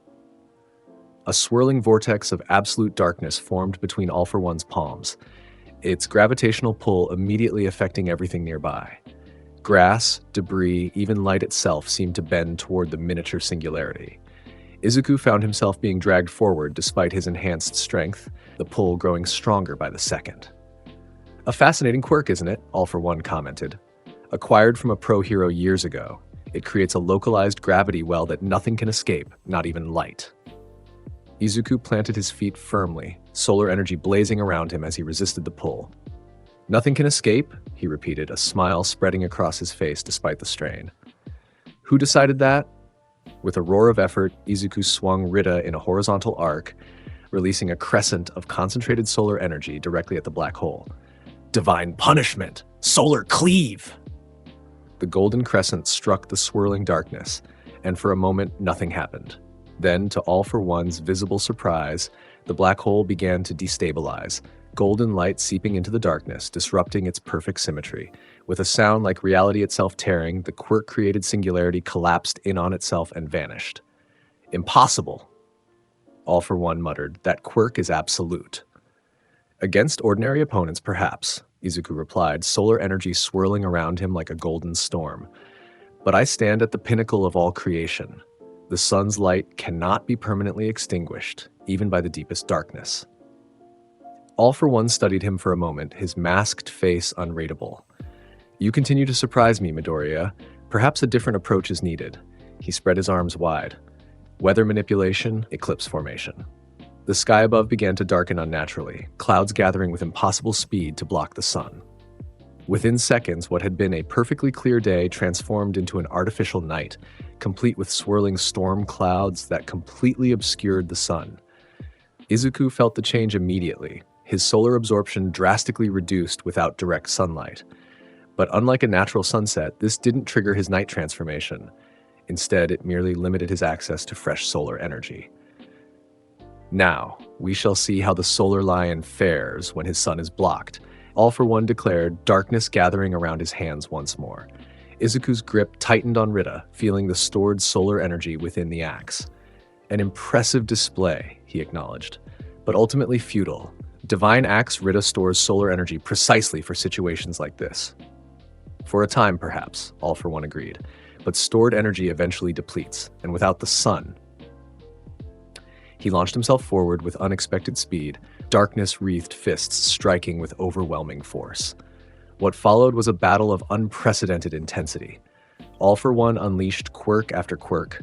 Strength enhancement, speed multiplication, impact reversal, air cannons, lightning generation, while Izuku countered with precision-focused solar energy attacks, carefully managing his stored reserves while seeking an opening. The artificial eclipse maintained its hold over UA, casting the battle in an eerie twilight that worked to All for One's advantage. Yet Izuku refused to yield, his prideful nature rejecting the very possibility of defeat, even as Rita's stored energy gradually diminished. Your reserves are waning, All for One observed after a particularly intense exchange left them both temporarily at a distance. Soon your divine axe will be nothing more than a mundane weapon. Izuku, breathing heavily but standing tall, solar energy still shimmering around him though noticeably dimmer, merely smiled. The sun may be temporarily obscured, he replied, but who decided that my sun was that one? He pointed upward at the artificial eclipse. All for One tilted his masked head slightly. What do you mean? There are many suns in the universe, Izuku explained, solar energy gathering around Rita with renewed purpose, and I carry one within me at all times. With a surge of will, Izuku channeled every remaining ounce of solar energy into Rita, the axe blazing with golden light so intense it momentarily pushed back the artificial darkness. Then, with deliberate precision, he slammed the axe into the ground. Pride flare! Artificial noon! Solar energy erupted from the impact point, not as a destructive blast, but as an expanding sphere of pure golden light that rose into the sky, pushing against the quirk-created eclipse. For a moment, the two forces, darkness and light, seemed perfectly balanced. Then, with a sound like glass shattering, the artificial eclipse broke apart, allowing the natural sunlight to pour through once more. Bathed in direct noon sunlight, Izuku's power surged back to its peak. Solar energy blazed around his massive frame with renewed intensity, Rita humming with fresh power in his grip. His golden eyes fixed on All for One, who had taken a step back in genuine surprise. My sun doesn't affect you? Izuku asked, advancing with measured steps. Who decided that? For the first time, All for One seemed uncertain. This shouldn't be possible, he muttered. No quirk should be able to counter my eclipse formation so completely. As I told you, Izuku replied, solar energy gathering around him in visible currents, Sun-Kissed is not merely a quirk. It is the blessing of the sun itself, and against the sun's judgment, even your darkness must yield. All for One recovered quickly, darkness gathering around him once more. An impressive display, certainly, but quirk or blessing, once I take it, the power will be mine. He extended his hand, a strange rippling effect emanating from his palm. All for One. Izuku felt it immediately, a pulling sensation centered on his chest, as if something was trying to extract his very essence. It was the quirk stealing ability itself, All for One's signature power attempting to take Sun-Kissed from him. Instead of resisting, Izuku smiled. Go ahead, he invited, spreading his arms wide. Try to take what cannot be stolen. All for One's quirk intensified, the pulling sensation becoming almost painful. Izuku remained unmoved, solar energy blazing around him as the extraction attempt continued. Then, unexpectedly, All for One staggered backward, his hand smoking slightly. What is this? The villain demanded, genuine confusion in his voice. Every quirk can be taken. Every power can be mine. What have you done? I have done nothing, Izuku replied calmly. Sun-Kissed simply recognizes its true master. The sun's blessing cannot be stolen or transferred. It can only be bestowed upon one deemed worthy. All for One's confusion quickly transformed to rage. No quirk is beyond my reach, he shouted, darkness surging around him with renewed intensity. If I cannot take it, I will destroy you and study the remains. He launched himself at Izuku with his full power, darkness-wreathed fists striking with force that would have shattered mountains. Izuku met the assault head-on, solar energy forming a perfect defensive barrier that absorbed and redirected each impact. The clash of light and darkness created shockwaves that rippled across USE's campus, shattering windows and uprooting trees. As they battled, a realization dawned on Izuku. All for One was growing weaker. Without the advantage of his artificial eclipse, and having expended significant energy in his failed attempt to steal Sun-Kissed, the villain's attacks were becoming less coordinated, his reactions slower. You're at your limit, Izuku observed after parrying a particularly desperate assault. Your life support system is struggling to compensate for your exertion. Be silent, All for One snarled, unleashing another barrage of quirk combinations that Izuku deflected with increasing ease. I have lived for centuries. I have taken hundreds of quirks. I am the most powerful being on this planet. Perhaps you were, Izuku acknowledged, solar energy gathering around Rida as he prepared for his final attack. But your time has passed. The age of darkness yields to the dawn of a new sun. All for One, sensing the gathering power, threw everything he had into one final attack, a combined assault of air cannons, impact reversal, and some form of disintegration quirk that distorted the very air between them. Izuku met it with a precisely focused barrier of solar energy, containing and neutralizing the attack completely. Then, in the moment of All for One's shocked realization that his ultimate technique had failed, Izuku struck. Divine Judgment! Solar Execution! Rida descended in a perfect vertical arc, trailing solar energy so concentrated it appeared almost solid. The axe connected with All for One's shoulder and continued downward, slicing through the villain's body as if it were made of paper. The blade didn't just cut, it cauterized, it purified, it judged. All for One's bisected body stood for a moment in perfect silence, darkness leaking from the clean cut like smoke. Then, with a sound like a distant thunderclap, the darkness that had surrounded him dissipated completely, revealing the ruined human form beneath, an old man, half his face missing, kept alive by the machinery that had now been cleaved in two. Impossible, All for One whispered, his voice no longer mechanically modulated but thin and raspy. I am immortal. No man is immortal, Izuku replied, solar energy still blazing around him as he stood over his fallen enemy. Not even one who steals the power of others. In the end, all must face judgment under the sun's unforgiving light. All for One's remaining eye fixed on Izuku with a mixture of hatred and surprisingly respect. You are not like the others, he managed to say as his life ebbed away. Not like All Might. You are something new. His voice faded, and the ancient villain who had terrorized Japan for centuries finally died, his stolen quirks dissipating into nothingness with his last breath. As the battle concluded, The artificial darkness that had enveloped UA completely disappeared, allowing natural sunlight to flood the campus once more. Izuku stood over All for One's remains, Divine Axe Rita still blazing with solar energy in his grip, his massive frame silhouetted against the noon sun. In that moment, with his golden energy shimmering around him and victory etched in his features, Izuku Midoriya truly looked like what he had claimed to be all along, one who stood at the pinnacle of all creation, the sun's chosen champion, passing judgment on the darkness that had threatened his world. Act 10, Dawn of a New Era. The aftermath of Izuku's battle with All for One transformed Hero Society overnight. What had begun as a seemingly routine villain attack in downtown Musutafu, now revealed to have been merely a diversion, ended with the death of the most dangerous villain in history at the hands of a first-year UA student. Initial reports were confused and contradictory. Some claimed All Might had defeated All for One in a secret battle. Others suggested a team of top pro heroes had coordinated the villain's downfall. Few believed the truth when it first emerged, that Izuku Midoriya, the Solar Lion of Class 1A, had single-handedly confronted and eliminated the centuries-old threat. UA's campus required extensive repairs following the confrontation. The main building had suffered significant structural damage from Izuku's solar corona, and the grounds where the final battle took place had been transformed into a crater of superheated glass, the soil vitrified by the intense solar energy released during the fight. In the immediate aftermath, Izuku found himself the center of unprecedented attention.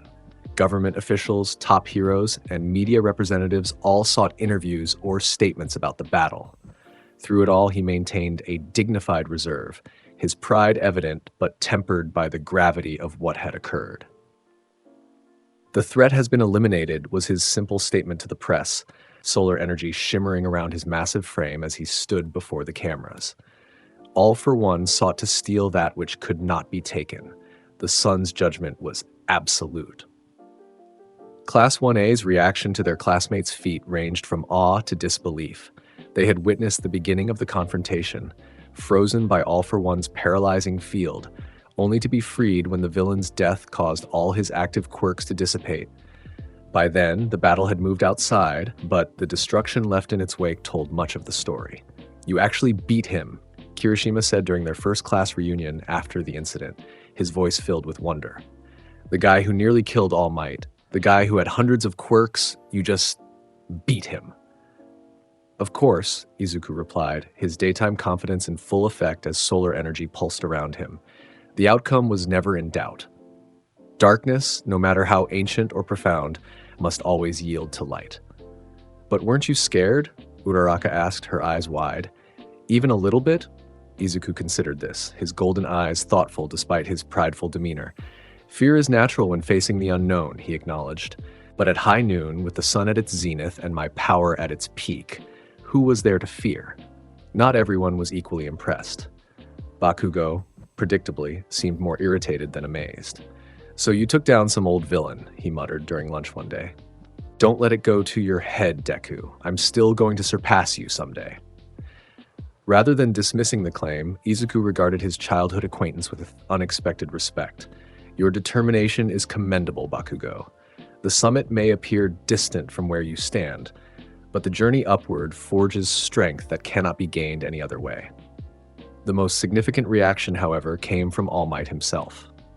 The symbol of peace visited Izuku in the temporary dormitory where he was staying while UA's repairs continued, his trademark smile subdued but genuine. "Young Midoriya," All Might began, sitting across from the solar-powered student. "I don't know whether to thank you, congratulate you, or lecture you on the dangers of facing such a villain alone." Perhaps all three would be appropriate, Izuku suggested, solar energy shimmering more subtly around his afternoon form. "Though I would argue that the outcome justified the risk." All Might sighed, his massive shoulders slumping slightly. "The outcome, yes. All for One is gone, permanently this time. A threat that has haunted Japan for generations, eliminated in a single battle." He looked up, his bright blue eyes meeting Izuku's golden ones. "Do you understand the magnitude of what you've accomplished?" "I believe so," Izuku nodded. "All for One was more than just a powerful villain. He was a symbol of darkness, a cancer at the heart of society that enabled countless other evils to flourish. His defeat represents not just the removal of a threat, but the possibility of a fundamental shift in the balance between heroes and villains. Precisely, All Might confirmed, looking impressed by Izuku's analysis. And that shift has already begun. Since All for One's death, the League of Villains has gone completely silent. Their leader, Shigaraki, has vanished. The Nomu production has ceased. It's as if the Shadow Puppet Master has been removed, and the puppets have fallen lifeless. Izuku finished for him. A predictable outcome. Without All for One's guidance and resources, the League lacks both direction and capability. All Might studied the young hero thoughtfully. You know, when I first saw you during the entrance exam, I thought your power was impressive, but your attitude concerning. That pride, that absolute confidence, it seemed like a potential weakness. And now? Izuku prompted when All Might paused. Now I understand that it's not mere pride, All Might replied. It's certainty, the unwavering knowledge of your own capability. And against an enemy like All for One, perhaps that was exactly what was needed. Someone who never doubted, even for a moment, that victory was possible. In the weeks that followed, as UA was rebuilt and classes gradually resumed, a new normal began to establish itself. The media dubbed Izuku the Sun King after footage of the battle's aftermath leaked online, showing him standing over All for One's defeated form, solar energy blazing around him like a crown of light. Pro-heroes who had once viewed Izuku as merely an exceptionally talented student now regarded him with a mixture of respect and caution. His power had been proven beyond any doubt, and his willingness to confront the ultimate evil without hesitation marked him as someone who operated outside conventional hero parameters. Perhaps most significantly, the government established a special commission to study the implications of All for One's defeat. After centuries of operating from the shadows, the quirk-stealing villain had accumulated connections, resources, and influence that extended throughout society. Unraveling this hidden network became a priority for hero agencies and law enforcement alike. Through it all, Izuku maintained his focus on his studies and training. If anything, his victory over All for One had only intensified his dedication to improvement. The pinnacle I've reached is merely the base of a higher mountain, he explained when Mina asked why he still trained so diligently despite having already defeated the greatest villain in history. It was Mina, in fact, who seemed most changed by the events. The pink-skinned girl had always been friendly toward Izuku, treating his overwhelming pride with good-humored acceptance. But since his battle with All for One, she had become more attentive, often seeking him out during breaks or joining him for training sessions. I was really worried, she admitted one evening as they sat on UA's newly rebuilt roof, watching the sunset. Izuku's transformation was progressing, his massive daytime form gradually shifting to his more proportionate night appearance. When All for One showed up in our classroom, and then when you guys crashed through the wall, I thought, "You thought I might lose?" Izuku finished for her, his voice already losing some of its daytime resonance. "No," Mina protested, then hesitated. "Well, maybe a little. I mean, he was All for One, the guy who nearly killed All Might. And you're amazing, but you're still just a student, and..." She trailed off, her pink cheeks darkening in what was definitely a blush this time. Izuku regarded her with surprising gentleness, his night form's more reflective personality emerging as the sun dipped below the horizon. "Your concern honors me, Ashido. Few would worry for the sun's welfare, believing it eternally secure in its position. But even the sun appreciates being seen as something more than merely an immutable force." Mina blinked at him, then giggled. Even when you're trying to be humble, you still sound super dramatic." "A fair observation," Izuku acknowledged with a small smile. "Some habits transcend the day-night cycle, it seems." As darkness settled over UA, they sat in comfortable silence, the first stars appearing in the evening sky. Mina's hand found Izuku's, her pink fingers intertwining with his. He made no move to withdraw, his night form more receptive to such gestures than his daytime self might have been. "Midoriya," she said finally, her voice uncharacteristically serious. "After everything that's happened, what comes next for you?" Izuku considered this, looking up at the emerging stars. The path of a hero is never truly complete, he replied. All for One was a significant threat, certainly, but not the only darkness in this world. I will continue to climb, to improve, to face whatever challenges arise. Together? Maybe? Mina suggested, her question casual but her eyes betraying its importance. Izuku turned to her, something new in his golden eyes, a warmth that had nothing to do with solar energy. I would welcome such companionship, he said simply. The sun may travel its path alone, but even it appreciates having planets in its orbit. Mina rolled her eyes but couldn't suppress her smile. There you go with the sun metaphors again, she teased, leaning against his shoulder. But I'll take it. As they sat together under the night sky, Izuku Midoriya, the solar lion, the sun king, the student who had defeated All for One, felt something he hadn't anticipated: contentment. The pride remained, the certainty of his own power and purpose, but alongside it grew something equally important: connection.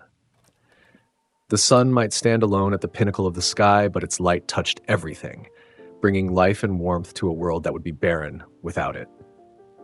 Perhaps, Izuku reflected as Mina's head rested comfortably against his shoulder, true greatness lay not just in standing above others, but in lifting them up with you, in being not just the most powerful, but the most illuminating.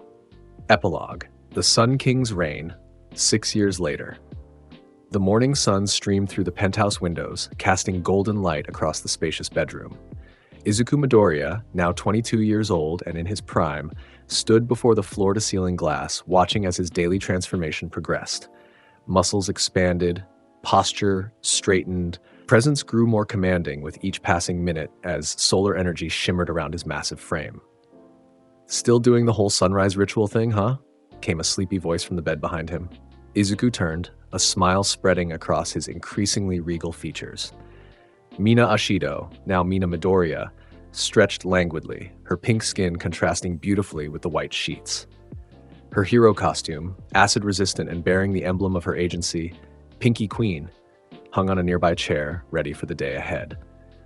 The sun rises whether observed or not, Izuku replied, solar energy pulsing around him as he approached the bed. But appreciating the cycle helps one remain connected to nature's rhythms. Mina yawned, sitting up and running a hand through her pink hair. 6 years of marriage, and you still talk like you're giving a speech at the United Nations. Despite her teasing words, her expression was affectionate. The press conference is at 10, right, for the new hero rankings? Izuku nodded, moving to the closet where his hero costume awaited, an evolved version of his original design, still in royal purple and gold, but now incorporating more advanced solar collecting materials and bearing the official emblem of his hero agency, Solaris. Indeed. Though the outcome is hardly in doubt, he said, his deep voice carrying that familiar confidence that had only grown more assured with time and experience. The rankings have remained consistent for the past 3 years.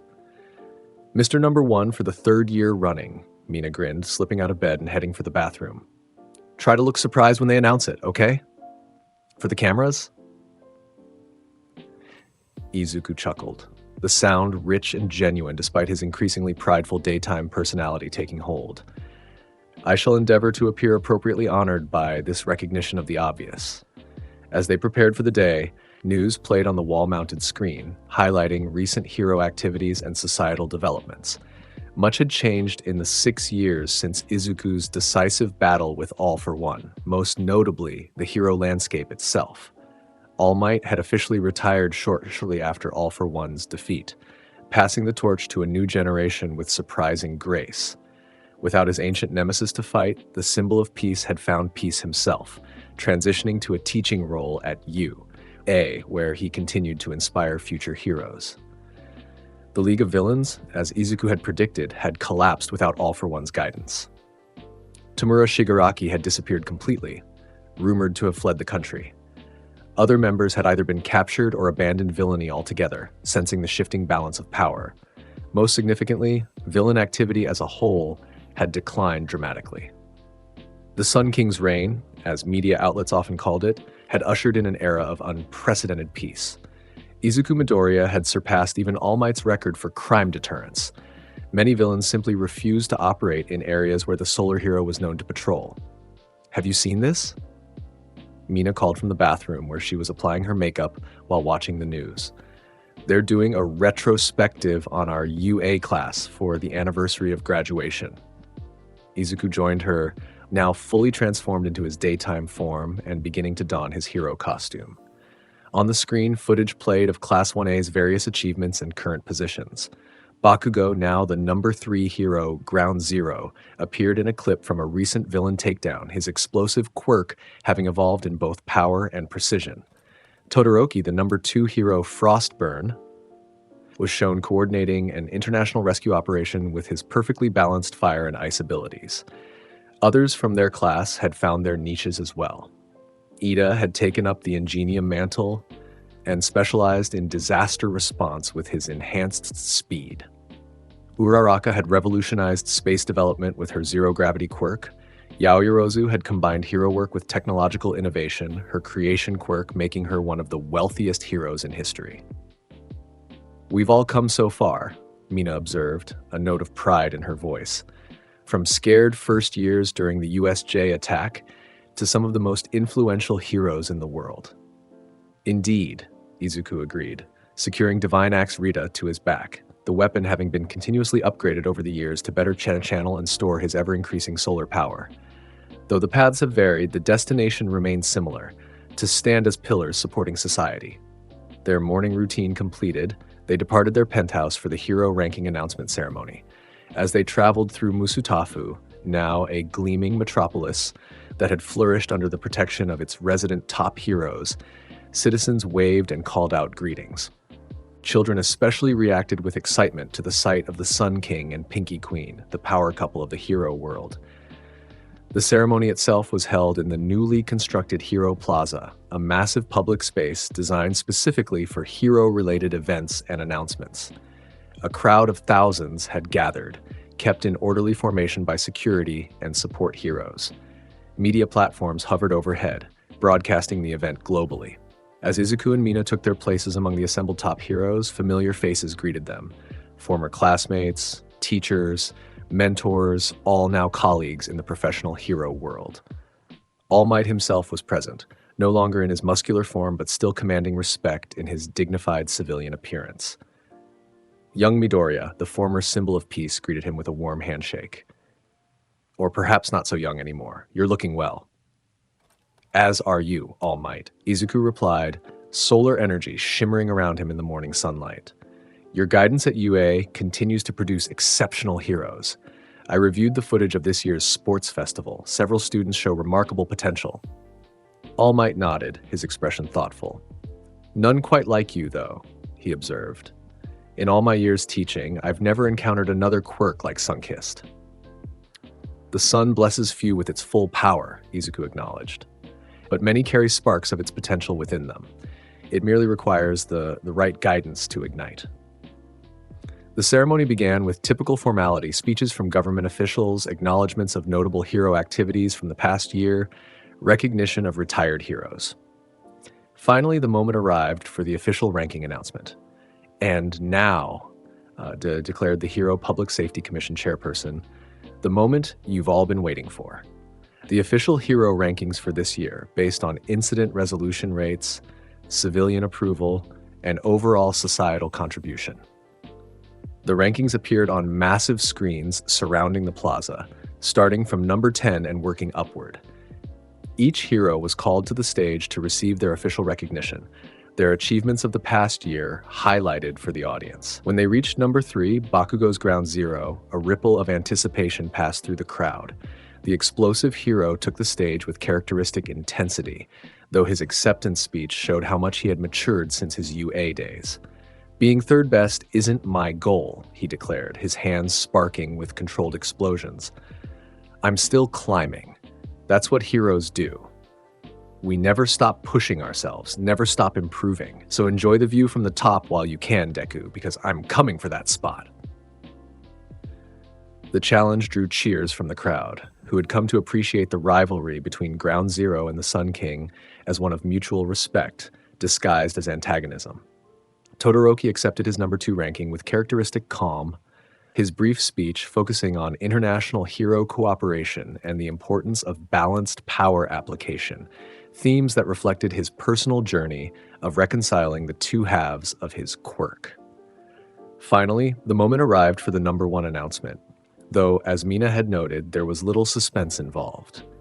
Izuku had dominated the top position since claiming it 3 years earlier, his solar-powered achievements setting new standards for what professional heroism could accomplish. And maintaining his position as the number one hero for the third consecutive year, the announcement came with appropriate gravitas. The solar hero, Sun King Izuku Midoriya. The crowd erupted in thunderous applause as Izuku took the stage, solar energy blazing around his massive frame in the late morning light. At 22, he had reached the perfect balance of his power, his daytime form fully developed, his control absolute, his presence commanding respect from heroes and civilians alike. "Thank you for this recognition," Izuku began, his deep voice carrying effortlessly across the plaza without need for amplification. Though, as I have said before, rankings merely formalize what is already evident through action. A ripple of amusement passed through the crowd. The Sun King's pride had become an endearing characteristic rather than an off-putting one, his achievements having long since justified his confidence. 6 years ago, Izuku continued, solar energy pulsing around him as he spoke, a shadow that had darkened our society for generations was finally eliminated. Since then, we have witnessed a transformation, not just in hero work, but in society itself. Villain activity has declined by 73%. Public confidence in heroes has reached an all-time high. Citizens walk the streets without fear, even after dark. He paused, his golden eyes scanning the assembled crowd. Some call this the Sun King's reign, an era of peace secured by overwhelming power. But I see it differently. True peace is not maintained by a single hero, no matter how powerful, but by a society that values justice, kindness, and mutual protection. Another pause as solar energy shimmered more intensely around him. Yes, I stand at the pinnacle, but I do not stand alone. Every hero on this stage, every officer keeping our streets safe, every teacher molding young minds, every citizen who chooses right over wrong, we all create this peace together. The sun may shine brightest, but without the world to illuminate, its light would have no purpose. The speech continued, striking a perfect balance between Izuku's natural pride and a genuine acknowledgement of others' contributions. When he concluded, the applause was deafening, reaffirming his position not just as the strongest hero, but as one who had come to embody the very ideal of heroism itself. The ceremony. After the ceremony, as heroes mingled with media representatives and selected citizens, Izuku found himself approached by a familiar figure, Toshinori Yagi, All Might in his civilian form, accompanied by a young boy who stared up at the Sun King with unabashed awe. "This is my grandson," Toshinori explained with evident pride. "He's been asking to meet you for months." The boy, perhaps 7 years old, clutched a Sun King action figure tightly in his small hands. "Is it true you can fly using solar energy?" he asked, his eyes wide with wonder. Izuku knelt down, bringing himself closer to the child's level, solar energy shimmering gently around him. "Not precisely flying," he explained with surprising patience. "Rather, I can enhance my jumping ability and create platforms of solidified solar energy to extend my airtime. The effect resembles flight from a distance." The boy nodded seriously, as if this technical distinction was of grave importance. "My quirk lets me glow in the dark," he offered, clearly hoping to impress his hero. "Mom says it might get stronger as I grow up." "All quirks have potential beyond their initial manifestation," Izuku assured him, solar energy pulsing warmly around them both. "The key is dedication to improvement and the courage to face challenges that seem beyond your current capacity." After signing the boy's action figure and answering a few more earnest questions, Izuku rejoined Mina, who had been watching the interaction with undisguised affection. "You're good with kids," she observed as they made their way through the crowd. "Better than anyone would expect from the prideful Sun King." "Children see the world with unclouded eyes," Izuku replied, his massive hand finding hers with practiced ease. "Their admiration is genuine, their questions sincere. Such authenticity deserves respect in return." Mina squeezed his hand, a meaningful look passing between them. Speaking of kids, Izuku's golden eyes widened slightly, solar energy flaring around him in response to his sudden emotion. "Are you?" Confirmed it yesterday, Mina nodded, her smile radiant. 3 weeks along. Dr. Shuzenji says everything looks perfect so far. For perhaps the first time in his public life, the Sun King appeared momentarily speechless, his usual eloquence overcome by genuine emotion. Then, with a movement too quick for most observers to follow, he swept Mina into a careful embrace, solar energy swirling around them both like a protective cocoon. "A child," he murmured, his deep voice thick with feeling.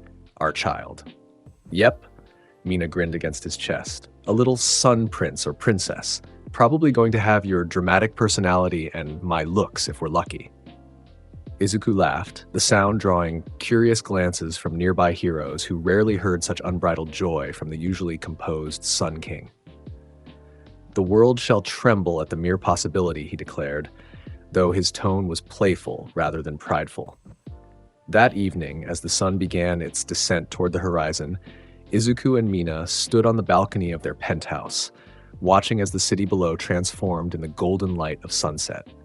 His day-to-night transformation was progressing, height decreasing, muscles becoming less defined, though still impressive, his personality shifting to its more reflective nocturnal state. "What do you think our child's quirk will be like?" Mina asked, leaning comfortably against him. "A combination of sun-kissed and acid, or something completely new?" Whatever manifests," Izuku replied, his voice already losing its daytime resonance, "will be precisely what should be. Our role is not to shape the quirk, but to shape the character of the one who wields it." Mina nodded, her hand finding his as they continued to watch the sunset. "You know," she said, after a comfortable silence, "when we were first years and you were going around being all, 'I stand at the pinnacle of creation,' I never imagined we'd end up here." "The sun's path is not always obvious to those standing in its light," Izuku observed, a small smile playing at the corners of his mouth. "But it moves with purpose nonetheless." As darkness settled over the city and lights began to twinkle below like earthbound stars, Izuku Midoriya, the Sun King, the #1 hero, soon to be a father, reflected on the journey that had brought him to this moment. From the frightened, quirkless child he had once been, to the solar-powered hero who had defeated All for One, to the man who now stood as both protector and symbol to a peaceful society. The pride remained, of course. It was as much a part of him as the solar energy that flowed through his veins.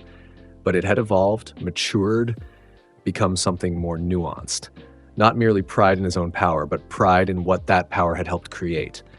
A world where heroes truly made a difference, where darkness retreated before the light, where a child could grow up without fear. "What are you thinking about?" Mina asked, noting his contemplative expression. Izuku looked down at her, his golden eyes soft in the gathering darkness. "The future," he replied simply.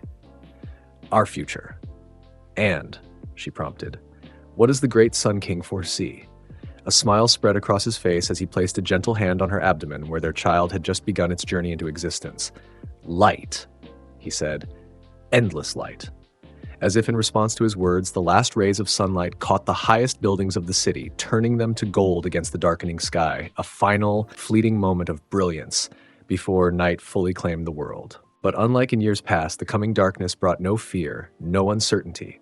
For even in the deepest night, the sun's return was assured. And Izuku Midoriya, the solar lion, the Sun King, would be there to greet the dawn, not just as a hero now, but as something even more powerful. A father, a husband, a man who had found that true greatness lay not just in standing at the pinnacle, but in lifting others to join him there. The sun would rise again tomorrow. And so would he. The end. Big thanks to all the absolute legends keeping these stories alive. Our amazing symbols of peace, Zeph, KC, Hassassin 24, Howie 60, Ignacio, Albert, Carlos Terry, Raphael Turan, Kevin Hall, you're all incredible. And our Hope of the Universe tier supporters, Major and Colsey. You're powering this channel in a huge way, and your support means the world. Every one of you helps me keep making these full-length what-if movies and alternate timelines we all love. Thank you for believing in these stories. You are the real heroes. That's our epic tale. If you loved seeing Deku with godlike pride and solar powers, hit subscribe for more what-if stories. Comment which power you want to see next in My Hero Academia. Thanks for watching. Until next time.